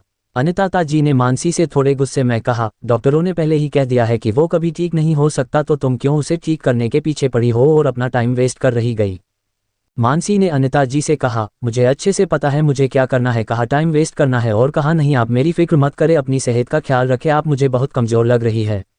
इतना बोलकर मानसी वहाँ से जाने लगी। अनिता जी ने उसे रोकाते हुए कहा, कितने पैसे मिले तुम्हें उसे ठीक करने के लिए? मैं तुम्हें उससे दुगने दूंगी, बस तुम्हें उसका इलाज बंद करके यहाँ से जाना होगा। मानसी ने कहा, मैं तो उन्हें ठीक किए बिना कहीं नहीं जाने वाली और आपका पैसा आप ही रखें, मुझे मेरी फ़ी पहले ही मिल चुकी है। इतना कहकर वो वहाँ से चली गई। यहाँ अनिता जी और मानसिन की बातें आदित्य ने सुन ली थी। उसे मानसी का ऐसे जवाब देना पसंद आ गया। वो प्रणव के कमरे में चला गया। मानसी के आने का वक्त हो गया था। प्रणव कुछ फाइल्स देख रहा था। मानसी अपना सामना लेकर अपने वक्त पर आ गई। प्रणव व्हीलचेयर पर बैठा हुआ था। मानसी ने आदित्य से कहा, मैं इनका इलाज शुरू कर सकती हूँ क्या? आदित्य ने हाँ मैं जॉब दे दिया। मानसी प्रणव के पास चली गई। प्रणव ने पहले से ही शॉर्ट पैंट पहन ली थी और अपना काम कर रहा था। मानसी ने अपने हाथों पर मालिश का तेल लिया। वो प्रणव के पैरों को तेल से मसाज देने लगी। मानसी के गर्म मुलायम हाथ प्रणव के पैरों को मानो जैसे गुदगुदी कर रहे हो। मानसी के हाथों का स्पर्श बहुत मुलायम था और वो बहुत अच्छे से मालिश कर रही थी। सुबह मानसी ने ग्लव्स पहने थे, इसलिए प्रणव को उसके नर्म और कोमल हाथों का स्पर्श नहीं हुआ था। लेकिन अब तो मानो प्रणव उस एहसास में कहीं खो गया था। मानसी को लगा शायद प्रणव उसके हाथों को फील कर रहा है। मानसी ने कहा, क्या आपको कुछ फील हो रहा है? मानसी के बातों से प्रणव अपने ख्यालों से बाहर आ गया और ना में सिर हिलाया। मानसी ने अपने हाथों की ताकत को बढ़ाया। मानसी के हाथ अब थोड़ी तेजी से प्रणव के बॉडी पर चलने लगे। धीरे धीरे मानसी ने अपने हाथ ऊपर चलाना शुरू किए।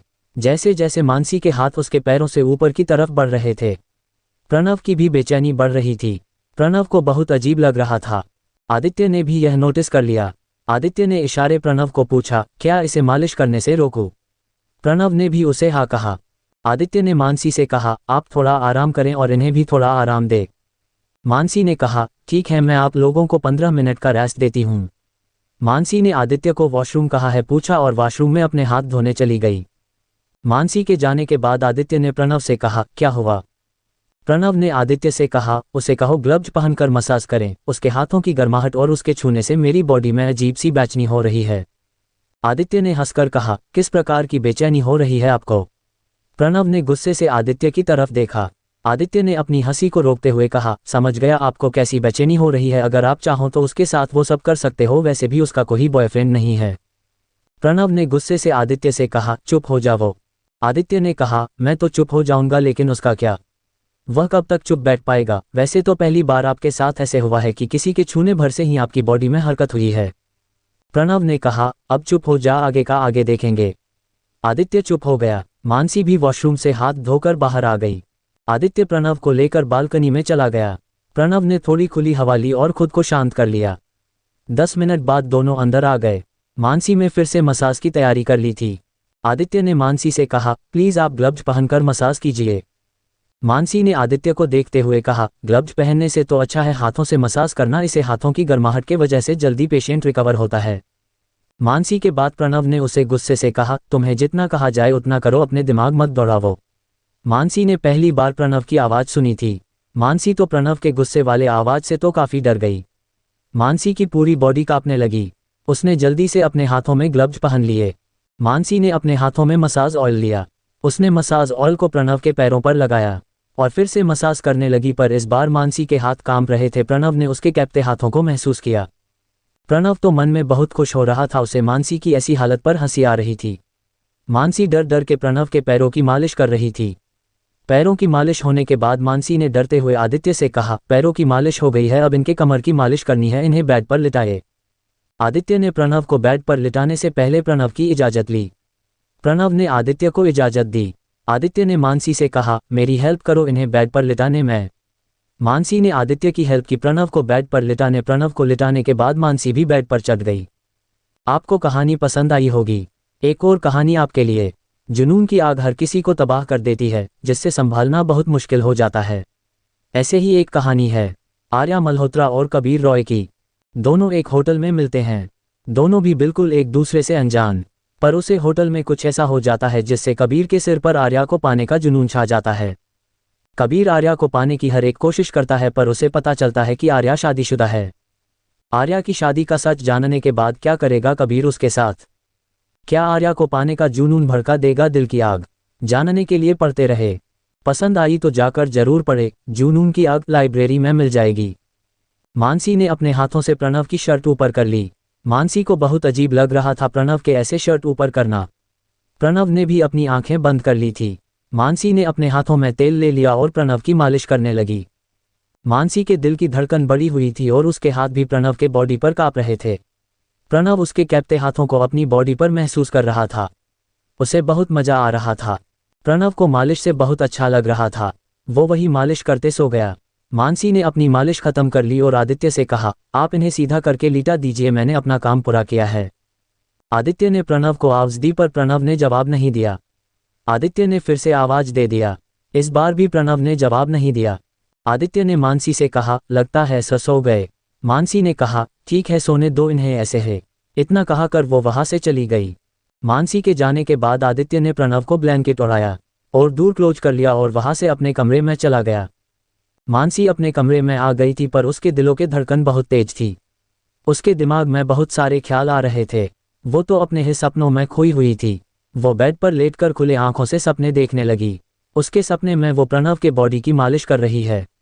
मालिश करते समय प्रणव ने उसका हाथ खींचा और उसे बेड पर लिटाया और उसे किस करने लगा। वो अपने सपने से हकीकत में आती उससे पहले ही उसे अलार्म की आवाज सुनाई दी। आदित्य के जाने के बाद चोरी छुपे उस कमरे में कोई आ गया। उसने देखा प्रणव सो गया है। उसने उसे मारने के लिए छुरा निकाला। वो प्रणव को मारने ही वाला था कि उससे पहले रूम में अलार्म बजाने लगा। प्रणव के कमरे के साथ साथ मानसी और आदित्य के कमरे में अलार्म बजने लगा। अलार्म की आवाज से आदित्य दौड़ते हुए प्रणव के कमरे में पहुंचा। उसने दूर खोल के देखा, अंदर कोई नहीं था, बस जमीन पर खून लगा चाकू था। उसने प्रणव के पास जाकर देखा, प्रणव एकदम ठीक था और वो भी उस अलार्म से जग चुका था। आदित्य ने देखा कमरे की खिड़की खुली है। उसने खिड़की से नीचे देखा, उसे कोई नहीं दिखा। प्रणव ने आदित्य से कहा, वो भाग गया है। प्रणव की बात सुनकर आदित्य ने उसकी ओर देखा और कहा, क्या आपने उसे देखा? प्रणव ने अपना सिर ना में हिलाया। यहाँ अलार्म की आवाज से मानसी भी डर गई थी। वो अपने कमरे से बाहर आ गई। उसने देखा प्रणव के कमरे का दूर खुला है। वो उस तरफ चली गई। कमरे में प्रणव और आदित्य बात कर रहे थे। आदित्य ने उसे वहां देखा और कहा, क्या हुआ, तुम इतनी डरी हुई क्यों हो? मानसी ने कहा, मेरे खिड़की के पास कोई था और अलार्म भी बज रहा था। आदित्य ने कहा, चलो चलकर देखते हैं। आदित्य ने प्रणव को व्हीलचेयर पर बिठाया। वो उसे वहां अकेला नहीं छोड़ने वाला था। वो उसे लेकर मानसी की कमरे की ओर चला गया। कमरे में जाने के बाद उसने खिड़की खोलकर देखा, वहां कोई नहीं था, पर खिड़की पर किसी के जूतों के निशान थे। आदित्य ने कहा, लगाता है जो भी था वो शायद गार्डन के रास्ते से आया था, तभी ये मिट्टी यहाँ है। मानसी ने कहा, कौन था? आदित्य ने कहा, मैं जल्दी उसका पता लगा लूंगा, तब तक चौकाना रहना पड़ेगा, कुछ भी हो सकता है। आदित्य के बातों ने मानसी को पूरी तरह डराया था। मानसी ने कहा, वो अलार्म क्यों बजा था? आदित्य ने कहा, वो सिक्योरिटी अलार्म है। अगर सर के कमरे में कोई भी चोरी छिपे घुसकर आता है तो तब ये उसके पास वाले कमरों में बजता है। मानसी समझ गई, प्रणव के बाजू वाला कमरा उसका था, इसलिए वो अलार्म बजा था। आदित्य और मानसी बातें कर रहे थे, पर प्रणव का सब ध्यान मानसी पर था। वो मानसी को ही देख रहा था। मानसी ने नाइटी पहनी थी। नाइटी की वजह से उसके बॉडी का वो पार्ट उभर कर सामने आया था और प्रणव उसे देखे बिना नहीं रह पा रहा था। वो पार्ट उसे मानसी की ओर अट्रैक्ट कर रहा था। उसका बहुत मन हो रहा था कि उसे छुए और उसे अपने दोनों हाथों से कसकर दबाए। प्रणव की निगाहें उसके होठों की तरफ गई। उसे उन होठों को किस करने का और काटने का मन करने लगा। मानसी प्रणव के इन ख्यालों से बेखबर थी। आदित्य ने प्रणव को ऐसे देखते हुए देखा। आदित्य ने प्रणव के कंधे पर हाथ रखा। प्रणव अपने ख्यालों से बाहर आ गया। उसने आदित्य से कहा कि वो उसे यहाँ से लेकर चले। प्रणव को खुद नहीं पता था कि उसे क्या हो रहा है। उसे कभी ऐसे गंदे ख्याल किसी लड़की के लिए नहीं आए, बल्कि कितनी लड़कियों ने छोटे छोटे कपड़े पहनकर उसे अपनी ओर अट्रैक्ट करने की कोशिश की थी। पर मानसी के लिए उसके अंदर ऐसे ख्याल क्यों आ रहे थे? उसे ये क्या हो रहा था? प्रणव ने अपना सिर झटका। प्रणव को ऐसे करते हुए आदित्य ने देखा। आदित्य ने कहा, क्या हुआ? प्रणव ने कहा, उस लड़की को मुझसे दूर रहने के लिए कहो। दादी से कहाकर उसे मुंबई भेज दो। आदित्य ने कहा, क्या हुआ, क्या बात है, कुछ गलती हुई है उससे? प्रणव ने कहा, तुम्हें जितना कहा है उतना करो। आदित्य प्रणव के पैरों के पास बैठ गया। उसने प्रणव के हाथों को अपने हाथों में ले लिया और कहा, क्या बात है, आप मुझे बताओ। प्रणव ने कुछ जवाब नहीं दिया। आदित्य ने अपनी सॉफ्ट आवाज में कहा, भाई आप मुझे बताइए क्या हुआ है, मैं आपकी कुछ हेल्प कर सकता हूँ। प्रणव ने एक लंबी सांस ली और आदित्य को कहा, मुझे नहीं पता कि मुझे क्या हो रहा है, पर जो भी हो रहा है वो इस लड़की के वजह से हो रहा है। इतना कहकर प्रणव शांत हो गया। आदित्य को फिक्र होने लगी कि उस लड़की के वजह से भाई को क्या हो रहा है। आदित्य ने उन दोनों की खामोशी को तोड़ते हुए कहा, क्या हुआ है आपको, क्या किया है उस लड़के ने? प्रणव ने कहा, पता नहीं, पर कुछ तो है उसमें, मैं उसकी ओर खींच रहा हूँ, मेरे अंदर उसके लिए गंदे ख्याल आ रहे हैं। आदित्य ने कहा, ये तो अच्छा है ना, आपको कभी भी किसी भी लड़की के लिए ऐसे ख्याल आते हुए नहीं देखे। प्रणव ने कहा, तुम मेरी प्रॉब्लम सॉल्व करने की जगह कह रहे हो कि ये तो अच्छा है। आदित्य ने कहा, देखो भाई, हर किसी को अपनी ज़रूरत पूरी करने के लिए पार्टनर चाहिए होती है, इसलिए कोई शादी करता है तो कोई अपने लिए गर्लफ्रेंड बनाता है, तो कोई पैसों से सब खरीद लेता है। अगर वो आपकी ज़रूरत है तो आप इनमें से एक कर सकते हो। प्रणव ने कहा, अपनी बकवास बंद कर लो, वो एक डॉक्टर है और मैं एक बिजनेसमैन, हम दोनों के ख्याल कभी नहीं मिलेंगे और तुम जोड़ी बनाने की कोशिश कर रहे हो। आदित्य ने कहा, भाई आप भी क्या सोच रहे हो, अगर दिल मिल गए तो क्या बिजनेसमैन और क्या डॉक्टर। आदित्य के बातों पर प्रणव हंसने लगा और उसने कहा, तुम अब बहुत बड़े हो गए हो, लगाता है इतनी बड़ी बातें करने लगे, एक काम करते हैं, हम तुम्हारी शादी कर देते हैं। शादी की बात सुनते ही आदित्य ने कहा, आप मेरी शादी की तो बात है मत करो, जब तक आप शादी नहीं कर लेते मैं भी शादी नहीं करूंगा। प्रणव ने कहा, इस हालत में मेरे साथ कौन शादी करेगा, तुम क्यों मेरे वजह से अपनी खुशी कुर्बान कर रहे हो। आदित्य ने कहा, भाई मुझे पता है आप मुझसे बहुत प्यार करते हो और आप मेरे लिए शादी जरूर करेंगे और वो भी इसी साल, मुझे यकीन है। प्रणव मुस्कुराया और कहा, कभी अपने बारे में भी सोच लो, हर वक्त मेरी फिक्र करने की जरूरत नहीं है और जितना जल्दी हो सके दादी जी से बात करके उस लड़की को मुंबई भेज दो। आदित्य ने कहा, आप है बात करे दादी जी से, वो मेरी बात नहीं सुनेगी। प्रणव ने कहा, ठीक है, मैं सुबह दादी जी से बात करूंगा, जाओ अब जाकर सो जाओ। आदित्य ने प्रणव को उसके कमरे में छोड़ा और जाकर अपने कमरे में सो गया। यहाँ मानसी बहुत डरी हुई थी, उसकी तो हिम्मत ही नहीं हो रही थी कि सो जाए। उसने अपनी रूम की सभी लाइट ऑन रखी थी और सब खिड़की दरवाजे अच्छे से बंद कर लिए थे। फिर मानसी जाकर अपने बेड पर सो गई। उसे जल्दी से नींद नहीं आई, पर कुछ देर बाद वो सो गई। अगली सुबह मानसी प्रणव को ट्रीटमेंट देने के लिए आई। उसने मसाज के साथ उसके पैरों की एक्सरसाइज करके ली। प्रणव ने उसे पूरी तरह से इग्नोर कर दिया, जिससे वो उसके तरह अट्रैक्ट ना हो पाए। वो इसमें सक्सेस भी हो गया। मानसी ने अपनी ट्रीटमेंट पूरी की और अपने कमरे में चली गई। कुछ देर बाद सब लोग ब्रेकफास्ट कर रहे थे। आदित्य ने उन सब से कहा, सब लोग सतर्क रहे, कल हमारे यहाँ कोई घुस आया था, मैंने सिक्योरिटी बढ़ा दी है, फिर भी आप चौंकने रहे। सब लोगों ने हाँ मैं अपना सिर हिलाया। सब लोगों का नाश्ता होने के बाद प्रणव ने दादी से कहा, मुझे आपसे बात करनी है, क्या आप मेरी स्टडी में आ सकती है? दादी ने उसे हाँ में जवाब दे दिया। प्रणव अपना नाश्ता खत्म करके अपने स्टडी में चला गया। प्रणव के जाने के बाद दादी जी भी अपना नाश्ता खत्म करके प्रणव के स्टडी में चली गई। दादी जी ने देखा प्रणव कुछ काम कर रहा है। उन्होंने उसे आवाज दी। प्रणव ने भी दादी को देखा और अपना काम वहीं पर रोक दिया। प्रणव ने दादी को सोफे पर बैठने के लिए कहा। आदित्य पहले से ही वहां पर बैठकर कुछ फाइल देख रहा था। दादी उसके पास जाकर बैठ गई। प्रणव अपनी व्हीलचेयर को ढकेलते हुए दादी के पास आ गया। उसने दादी से कहा, उस डॉक्टर को फिर से मुंबई भेजना चाहिए। प्रणव की बात सुनकर दादी ने कहा, क्या हुआ, वो तुम्हारा अच्छे से इलाज नहीं कर रही है क्या? प्रणव ने कहा, नहीं ऐसी बात नहीं है, मैं नहीं चाहता कि हमारे घर पर किसी को जान का खतरा रहे, क्योंकि रात को जो शख्स हमारे घर में घुस आया था वो उसके खिड़की से नीचे गया है। दादी ने कहा, मैं एक काम करती हूँ, उसे तुम्हारे कमरे में शिफ्ट होने के लिए कहती हूँ, इससे उसके जान का खतरा नहीं रहेगा। प्रणव ने कहा, मेरे कमरे में क्यों? दादी ने कहा, तुम्हारी सिक्योरिटी बहुत कड़क है और वो तुम्हारे साथ में उसे भी प्रोटेक्ट करेगी, तुम्हारे साथ रहेगी तो वो तुम्हारा इलाज भी अच्छे से कर पाएगी।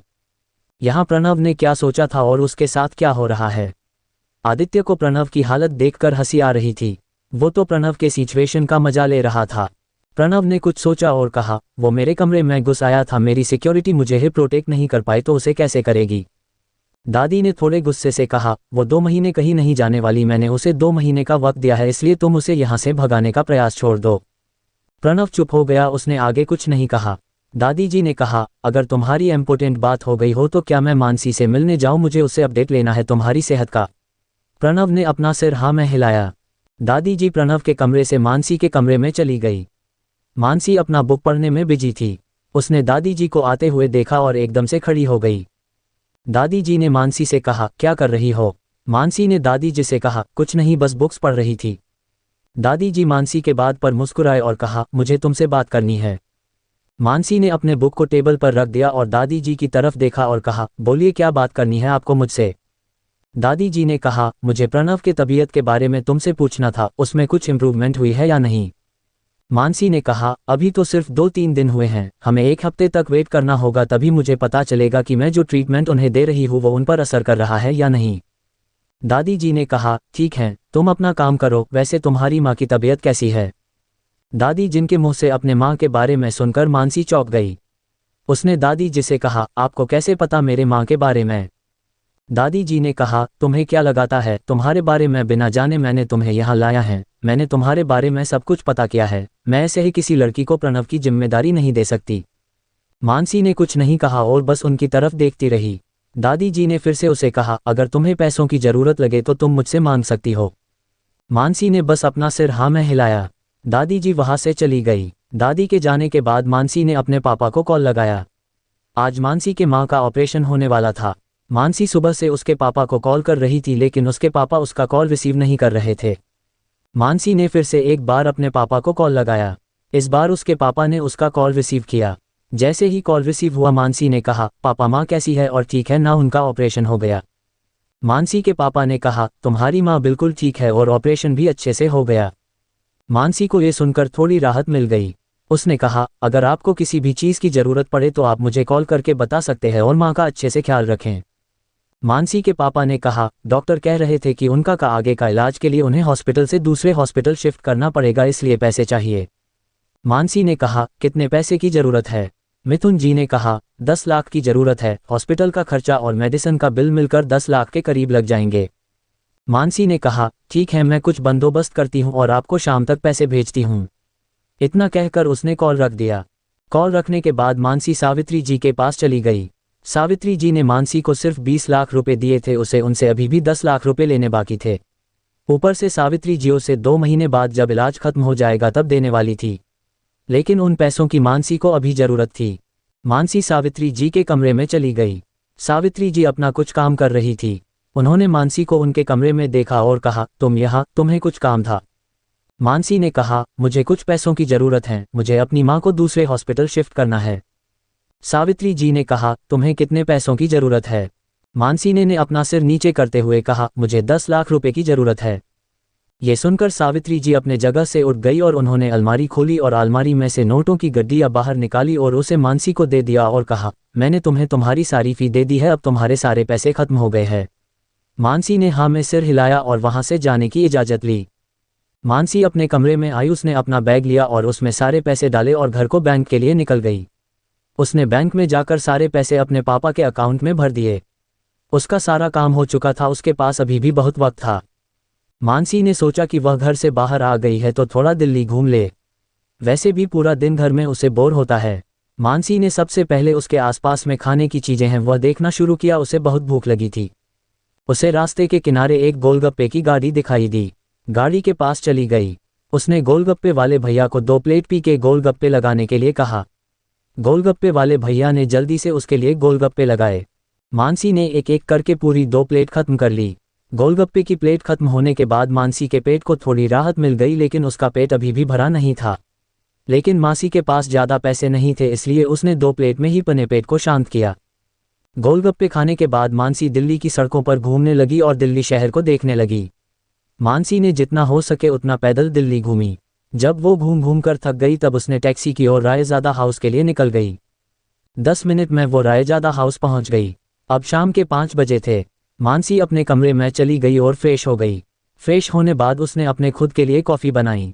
मानसी कॉफ़ी लेकर बालकनी में चली गई। उसने देखा प्रणव भी अपने बालकनी में बैठकर कॉफ़ी पी रहा था। मानसी की नज़रें उसके ऊपर गई।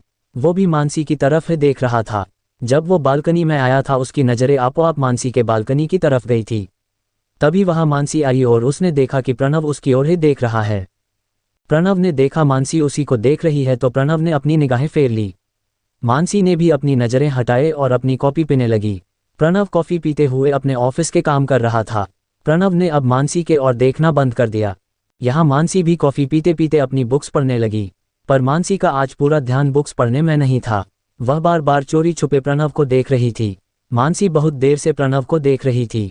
प्रणव ने भी एक नोटिस कर लिया कि मानसी उसे काफ़ी देर से देख रही है। प्रणव बस मानसी को इग्नोर कर रहा था। कुछ देर बाद अंधेरा हो गया। अब मानसी को प्रणव अच्छे से नहीं दिख रहा था। मानसी ने अपनी नज़रें प्रणव के ऊपर से हटाए और बुक लेकर अंदर चली गई। मानसी के जाने के बाद प्रणव ने चैन की सांस ली। मानसी अपने रूम में जाकर फ्रेश हो गई। प्रणव भी आदित्य के साथ अपने कमरे में चला गया और वह भी फ्रेश हो गया। कुछ देर बाद खाना लगने वाला था। दोनों फ्रेश होकर खाना खाने के लिए नीचे डाइनिंग एरिया में आए। मानसी ने प्रणव को आते हुए देखा और अपनी नज़र झुका ली। प्रणव ने उसकी ओर देखा भी नहीं। वह जाकर अपने जगह टेबल पर बैठ गया। मानसी ने भी अपने लिए एक कुर्सी खींची और वह भी उसके ऊपर जाकर बैठ गई। आज चाइनीज़ खाना बना था जो मानसी का फेवरेट था। मानसी ने पेट भर कर चाइनीज़ खाना खाया। आदित्य और प्रणव से खाना खाते हुए चोरी छुपे देख रहे थे। आदित्य को लगा था कि यह आज भी एक खाना नहीं खाएगी। प्रणव तो खुश लग रहा था। वह तो ऐसे प्रिटेंड कर रहा था जैसे उसका ध्यान मानसी के ऊपर नहीं है, पर वह चोरी छुपे मानसी को देख रहा था। मानसी को तो इन सब की कोई खबर नहीं थी। वह तो अपना खाना खाने में बहुत बिजी थी। लेकिन प्रणव कैसे देखते हुए किसी और ने देख लिया था, और जिसने भी देखा था वो आदित्य था। आदित्य ये देखकर बहुत खुश हो गया। आदित्य ने खुद से कहा, मुझे ही कुछ करना पड़ेगा इन दोनों को मिलाने के लिए, नहीं तो ये कभी दोनों एक दूसरे से नहीं मिलेंगे। सब लोगों ने अपना अपना खाना खत्म कर लिया। सब लोग अपने अपने कमरे में चले गए। मानसी भी खाना खत्म करके अपने कमरे में चली गई। आदित्य प्रणव को लेकर थोड़ी देर गार्डन में चला गया। मानसी ने अपने कमरे में जाकर अपने पापा को कॉल किया ये जानने के लिए कि उन्हें पैसे मिले या नहीं, लेकिन मानसी के पापा ने मानसी का कॉल नहीं उठाया। मानसी ने दोबारा कॉल लगाया। इस बार किसी ने भी कॉल रिसीव नहीं किया। मानसी ने फिर से एक बार कॉल लगाई, लेकिन इस बार नंबर बंद आ रहा था। मानसी लगातार अपने पापा को कॉल लगाती रही लेकिन उसके पापा का नंबर बंद आ रहा था। मानसी ने उसके बहन का नंबर ट्राई किया लेकिन वह भी बना रहा था। उसके बाद उसने अपने माँ का मोबाइल ट्राई किया, वह भी बंद आ रहा था। मानसी के समझ में नहीं आ रहा था ये सब क्या हो रहा है, सबके मोबाइल क्यों बंद आ रहे हैं। मानसी ने आनंद को फ़ोन किया। आनंद ने जल्दी से मानसी का कॉल रिसीव किया और कहा, बोलो क्या बात है, कैसे याद किया। मानसी ने कहा, मैं मेरे फैमिली वालों का कॉल ट्राई कर रही हूँ लेकिन किसी का भी कॉल नहीं लग रहा है, क्या तुम जाकर देख सकते हो, क्या बात है। आनंद ने कहा, ठीक है मैं जाकर देखता हूँ, आखिर क्या बात है, क्यों किसी का कॉल नहीं लग रहा। कार्तिक हॉस्पिटल से जहां मानसी की मां एडमिट थी उस हॉस्पिटल में पहुंच गया। उसने वार्ड में जाकर देखा लेकिन वार्ड में कोई नहीं था और खाली था। आनंद ने रिसेप्शनिस्ट पूछा, उसने बता दिया कि उन्हें कल ही डिस्चार्ज किया गया है। आनंद ने कहा, उनकी तो सर्जरी हुई थी, आप उन्हें इतनी जल्दी कैसे रिचार्ज कर सकते हैं। रिसेप्शनिस्ट ने कहा, उनकी सर्जरी छोटी थी और उन्हें ये हॉस्पिटल ज़्यादा महंगा लग रहा था, इसलिए उन्होंने कहा कि हम दूसरे हॉस्पिटल में शिफ्ट हो रहे हैं। आनंद ने कहा, उन्हें कौन से हॉस्पिटल में शिफ्ट किया गया है। रिसेप्शन वाली लड़की ने कहा, वह तो हमें नहीं बताया, बस उन्होंने हॉस्पिटल का बिल पे किया और उनके खुद के गाड़ी से चले गए। आनंद ने कहा, क्या आप उनके बिल की रिसिप्ट मुझे दिखा सकती है। रिसेप्शनिस्ट ने सारे बिल आनंद को दिखाएं। आनंद ने वो सारे बिल देख लिए। आनंद ने जब बिल देखे तब वह तो शॉक हो गए। बिल पर बस 1 लाख ही थे। आनंद रिसेप्शन वाली लड़की से कहा, उनका बिल बस 1 लाख की हुआ था। रिसेप्शन वाली लड़की ने कहा, ऑपरेशन छोटा था इसलिए बिल कम है। आनंद अब कुछ गड़बड़ लगने लगी। आनंद मानसी के घर गया लेकिन उनका घर तो बंद था और बाहर से लॉक था। उसने खिड़की से झांक कर देखा तो अंदर पूरा घर खाली था। आनंद ने जल्दी से मानसी को कॉल किया। जैसे ही मानसी में कॉल उठाया और आनंद ने कहा, पता किया तूने, क्या हुआ, कहाँ है वो लोग। आनंद ने कहा, वह लोग कहाँ है ये तो मुझे नहीं पता, पर यह जो हुआ और उससे तो यही लगता है कि तुम्हें बहुत बड़ा धोखा दिया गया है। मानसी ने कहा, तुम्हारे कहने का मतलब क्या है। आनंद ने कहा, तुम्हारे फैमिली वाले पैसे लेकर भाग गए हैं और उनका हॉस्पिटल का बिल सिर्फ 1 लाख वाला है। उन्होंने तुमसे झूठ कहा है, कोई बड़ी सर्जरी नहीं हुई और वह अपना सारा सामान लेकर यहाँ से चले गए हैं, घर भी पूरा खाली है, मैं अभी तुम्हारे घर के सामने ही खड़ा हूँ। मानसी ने कहा, ये हो नहीं सकता, ये तुम क्या कर रहे हैं, मुझे तुम्हारी बात पर विश्वास नहीं है। आनंद ने मानसी को समझाते हुए कहा, मैंने खुद देखा है, सब जगह पर हो कहीं नहीं है, तुम्हें मेरी बात का विश्वास करना होगा, नहीं तो तुम खुद आकर देखो। आनंद की बात सुनकर मानसी की आंखों से आंसू गिरने लगते हैं। मानसी जैसे तैसे करके खुद को संभाल लेती है। खुद को संभालने के बाद मानसी आनंद से कहती है, ठीक है, तुमने जो भी इन्फॉर्मेशन दी मैं उसके बारे में पता करूंगी, अब तुम अपने काम में जा सकते हो। इतना कहकर माँ से नहीं कॉल रख दिया। आनंद का घर रखने के बाद उसने अपने माँ और पापा को फिर से कॉल किया पर कोई कॉल नहीं उठाया। मानसी ने अपना मोबाइल साइलेंट कर दिया और उसे बेड पर फेंक दिया और वॉशरूम में चली गई। वो वॉशरूम में जाकर रोने लगी। मानसी बाथरूम में जाकर आधे घंटे से रो रही थी। रोकर अपने दुखों को हल्का कर रही थी। बहुत देर हो गई थी लेकिन मानसी अभी तक प्रणव के कमरे में नहीं गई थी। 9:10 हो चुके थे लेकिन मानसी का अभी तक पता नहीं था। प्रणव ने आदित्य से कहा, जा। प्रणव ने आदित्य से कहा, जाकर देखकर आओ, ये क्यों नहीं आए अभी तक। आदित्य ने ना समझते हुए कहा, आप किसकी बात कर रहे हो। प्रणव ने गुस्से से आदित्य की तरफ देखा और कहा, तुम्हें भी पता है मैं किसकी बात कर रहा हूँ। आदित्य ने मुस्कुराते हुए कहा, लगता है आप उसको बहुत मिस कर रहे हो, तभी तो उसको बुलाने के लिए मुझे भेज रही हो। प्रणव ने गुस्से से आदित्य को देखा। आदित्य जल्दी से रूम से बाहर गया और उसी दे मानसी के रूम में चला गया। आदित्य ने मानसी का डोर खटखटाया। मानसी अभी तक फ्रेश हो गई थी। वो वॉशरूम से बाहर आ गई थी। उसने खुद को शांत किया था और दोनों को ट्रीटमेंट देने के लिए ही बाहर निकल रही थी।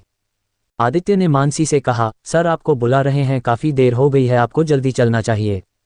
मानसी ने कहा, सॉरी, मुझे पता ही नहीं चला कब वक्त हो गया, जब देखा तो 9 बजे थे, इसलिए जल्दी जल्दी तैयार होकर आ रही थी। मानसी की आंखें लाल हो चुकी थी लेकिन वह दिखाना नहीं चाहती कि, इसलिए उसने अपने आंखें नीचे झुका ली थी और जल्दी जल्दी प्रणव के कमरे में जाने लगी। प्रणव एक चेयर पर बैठा हुआ था। उसने जैसे ही मानसी को देखा वह समझ गया है ये रो रही थी। समीर ने उसे कुछ नहीं कहा। मानसी ने अपना इलाज करना शुरू कर दिया। पर आज मानसी का मन काम में नहीं। आदित्य ने नोटिस कर लिया कर मानसी का ध्यान कहीं और है। उसने प्रणव को इशारा करके पूछा, क्या करना है। प्रणव ने कहा, इसे कहा है क्यों यहाँ से जाए। आदित्य ने मानसी को आवाज दे। मानसिकता से आधे घंटे से प्रणव के पैर के एक ही जगह मसाज कर रही थी। पहली बार मानसी ने आदित्य की आवाज नहीं सुनी। आदित्य ने फिर से उसे आवाज दी। इस बार मानसी ने पीछे पलट कर देखा। आदित्य ने मानसी से कहा, आप जाकर आराम कर लीजिए, मुझे लगता है आप ठीक नहीं है। मानसी को भी रेस्ट की जरूरत थी, इसलिए मानसी ने ज्यादा बहस नहीं की और आदित्य के कहने पर वहां से चली गई। मानसी के जाने बाद प्रणव ने आदित्य से कहा, इसे क्या हुआ है, इसका मूड इतना ऑफ क्यों है और किन ख्यालों में गुम है। आदित्य ने कहा, पता नहीं पर लगता है कोई सीरियस मैटर है, तभी तो इतना खोई हुई थी, देखने से तो ऐसा लगता है कि फैमिली मैटर होगा, मैं जाकर पता करता हूँ। प्रणव ने कहा, इसकी कोई जरूरत नहीं है, तुम उसके मैटर से दूर ही रहो, वह खुद सॉल्व कर लेगी। आदित्य ने कहा, ठीक है भाई, जैसा आप कहेंगे, मैं उसके मैटर में नहीं पड़ूंगा। इतना कहकर आदित्य अपना काम करने लगा। मानसी वहां से दौड़कर अपने कमरे में चली गई। उसने अपने कमरे का दरवाजा लगा दिया और अंदर होने लगी। उसकी की रोने की आवाज बाहर भी आ रही थी। सावित्री जी वहां से गुजर रही थी। उन्होंने मानसी की रोने सुनी। उन्होंने डोर नॉक किया। पहले मानसी ने दरवाजा नहीं खोला, उन्होंने फिर से डोर नॉक किया। मानसी ने इस बार अपने आंसू पोंछे और दरवाजा खोला। अपने देखा उसके सामने सावित्री जी थी। उसने अपने आंसू को छुपा लिया और उनसे कहा, आपको कुछ काम था। सावित्री जी ने कहा, मैंने तुम्हारे रोने की आवाज सुनी, क्या कुछ हुआ है या कुछ प्रॉब्लम है, तुम मुझे बता सकती हो। मानसी ने कहा, मुझे मुंबई जाना है, फैमिली इमरजेंसी है। सावित्री जी ने कहा, क्या हुआ है। मानसी ने कहा, वह मैं अभी आपको नहीं बता सकती, प्लीज आप मुझे जाने दीजिए, मैं आने के बाद आपको सब कुछ बता दूंगी। सावित्री जी ने कहा, पर तुम अकेली नहीं जा सकती, मैं तुम्हारे साथ कुछ लोगों को भेजती हूँ और हमारे कॉन्ट्रैक्ट से भागने की बिल्कुल भी मत सोचना। मानसी ने कहा, मुझे सिर्फ 2 दिन दीजिए, मैं 2 दिन में वापस आ जाऊंगी।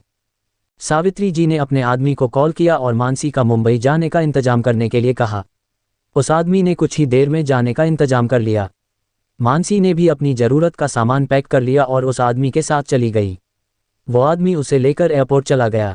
उसने पहले से ही टिकट का इंतजाम कर लिया था। अगले फ्लाइट से मानसी मुंबई जाने वाला था। मानसी उस आदमी के साथ फ्लाइट में बैठ गई। 2 घंटों में ही वह दोनों दिल्ली पहुंच गए। मुंबई में मानसी से ही उनके रहने के लिए होटल बुक किया गया था। वह आदमी उसे लेकर पहले होटल चला गया। होटल पहुंचने के बाद मानसी अपने रूम में चली गई। अब करीब सुबह के 4 बजे थे।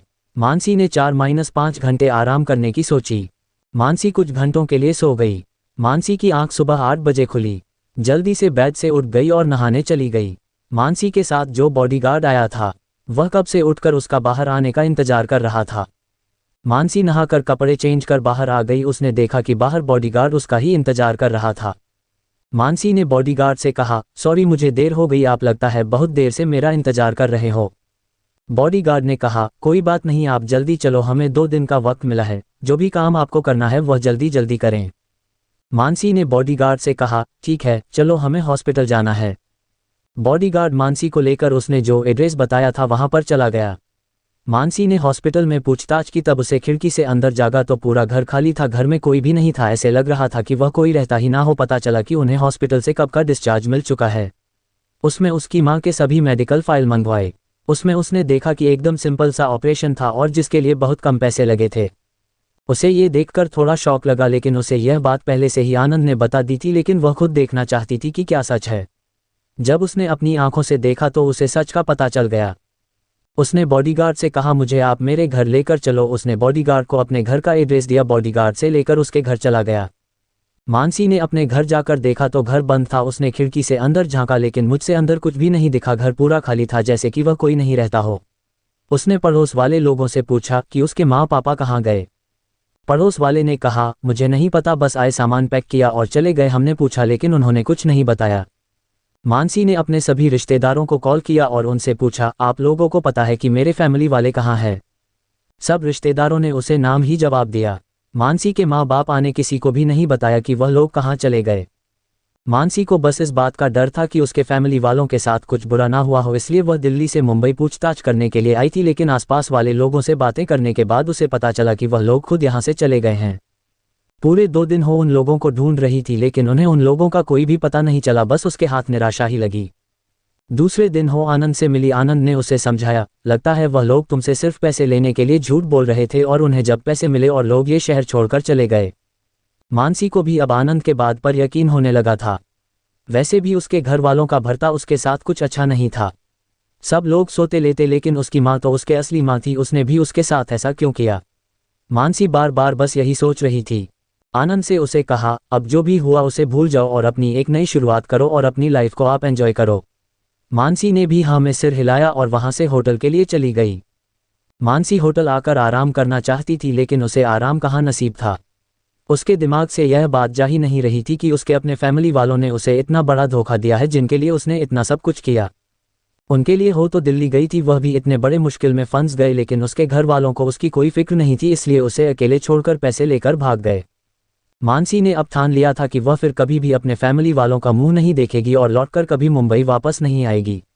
आज अपनी सारी यादें यही मुंबई में छोड़कर हमेशा के लिए जाने वाली थी।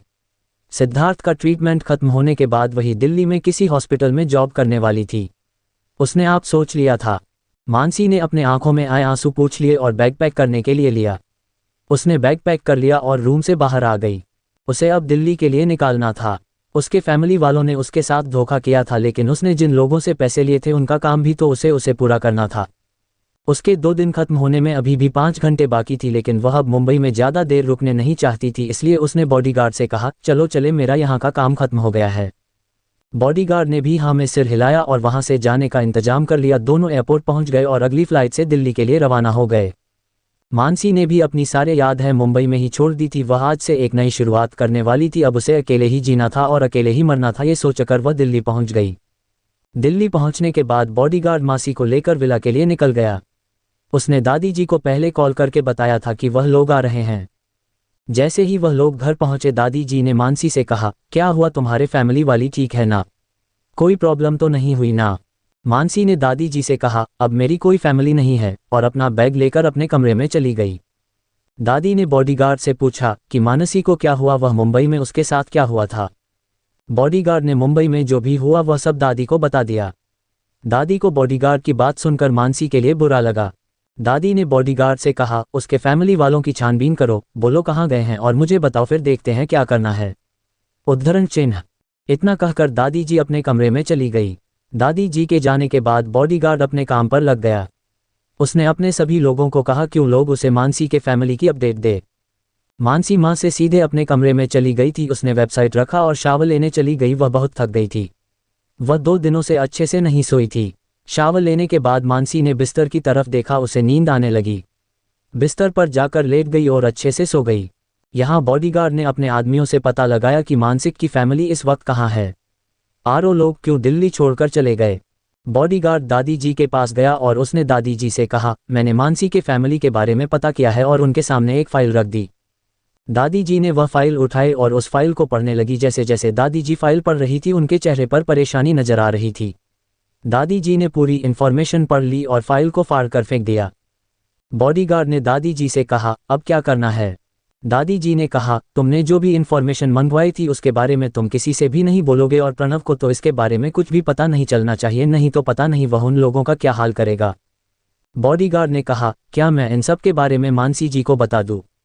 दादी ने कहा, नहीं, वह परेशान हो जाएगी, वैसे भी वह पहले से परेशान है, उसे इसके बारे में कुछ मत बताओ, जब उसे पता चलना चाहिए तब वह खुद पता कर लेगी।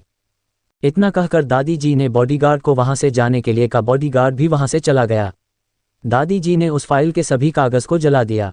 यहाँ मानसी अपने कमरे में चली गई। मानसी ने अपना बैग रख दिया। बैग रखने के बाद माँ से जाकर अपने बेड पर सो गए। अब सुबह होने में बस दिन 4 घंटे के बाकी थे। उसे प्रणव का भी इलाज करना था। वह प्रणव को जल्दी से ठीक करने के बाद वह अपनी लाइफ अपनी तरह से जीना चाहती थी। वह सोचते सोचते वही सो गई। मानसी के सोने के बाद उसके कमरे में कोई आया था। वह मानसी को सोते हुए देखकर उसके पास चला गया। उसने चेहरे पर हाथ फिराया और उसके बाद वहां से चला गया। मासी को इस बात की भनक भी नहीं लगी। अगली सुबह मानसी की आंख 6:30 बजे खुल गई। पूजा करते हो गई और प्रणव के कमरे में चली गई। प्रणव भी उठ चुका था। जैसे ही राशि बनाकर कमरे में चली गई, वैसे ही आदित्य वहां गया। आदित्य की नींद पूरी नहीं हुई थी, वो रात देर तक काम कर रहा था। प्रणव ने आदित्य से कहा, तुम जाकर सो जाओ, हर वक्त मेरे साथ रहने की जरूरत नहीं है। अगर कोई इमरजेंसी या कोई प्रॉब्लम हो तो मैं तुम्हें बुला लूंगा, और अगर मुझे कुछ हो भी जाता है इसके लिए एक डॉक्टर रिस्पॉन्सिबल रहेगी। प्रणव की बात सुनकर आदित्य वहां से चला गया। पर प्रणव के बाद से मानसी डर गई। उसे समझ में आया प्रणव के कहने का क्या मतलब है। आदित्य के जाने के बाद मानसी ने प्रणव को बेड पर बिठा दिया। प्रणव को बेड पर बैठाने के लिए उसने प्रणव को कमर पर हाथ रखा था। वो प्रणव के बहुत करीब थी। उसे प्रणव को अपने इतने करीब देखकर बहुत अजीब लग रहा था। प्रणव का भी हाल कुछ ऐसा ही था। प्रणव को मासी को अपने इतने करीब देखकर बहुत अजीब सी फीलिंग आ रही थी। तेरे से उसे हर वक्त मानसी के करीब आने से फीलिंग आती थी। मानसी ने प्रणव के पैरों के अच्छे से मालिश की। उसके बाद उसने पैरों की एक्सरसाइज करवाई। वो उसके पैरों की मालिश के बाद उसके कमर की मालिश करना चाहती थी। वो अपने फीलिंग को अब और कंट्रोल ना ही बकार पर रही थी, वो बाब वहां से जाना चाहती थी। मानसी जैसे तैसे करके अपने फीलिंग को कंट्रोल किया और प्रणव की मसाज करने लगी। अपर्णा की धीरे धीरे मसाज कर रही थी। उसके हाथ प्रणव की बॉडी पर धीरे धीरे चल रहे थे। प्रणव के मन में अजीब सी फीलिंग थी। दोनों भी खुद को बहुत मुश्किल से कंट्रोल कर रहे थे। मानसी ने बहुत जल्दबाजी में अपनी मसाज खत्म कर ली और उठने लगी, पर उसने जो उसका सामान बेड के पास रखा था उससे उसका पैर लड़खड़ाया और वो प्रणव के ऊपर गिर गई। प्रणव बेड था और मानसी उसके ऊपर गिर गई थी। प्रणव ने उसे संभालने की कोशिश नहीं की और अपना हाथ जैसे थे वैसे ही रखे। मानसी ने देखा वो पूरी तरह प्रणव के ऊपर गिरी हुई है। वो जल्दी से उठाने लगी इससे पहले कि प्रणव उसे कुछ कहता। मानसी ने पहले भी प्रणव की गुस्से बाहरी आवाज़ सुनी थी और वो उसकी वो गुस्सावाली आवाज़ सुनना नहीं चाहती थी। वो जल्दी से उठाने लगी, पर जब वो नीचे गिरी थी तब उसके बाल प्रणव के शर्ट के बटन में फंस गए। मानसी जैसे ही उठी फिर से प्रणव के ऊपर गिर गई। उसने देखा कि उसके बाल प्रणव के शर्ट के बटन में फंसे हैं। उसने उसे निकालने की कोशिश करने लगी, पर उसे बाल नहीं निकले। प्रणव तो बस मानसी को ही घूर रहा था। मानसी ने प्रणव की घूरती नज़रों को जान लिया और जल्दी से अपने बाल छुड़वाने लगी। प्रणव ने उसकी कोशिश को देखा और उसकी मदद करने की सोची।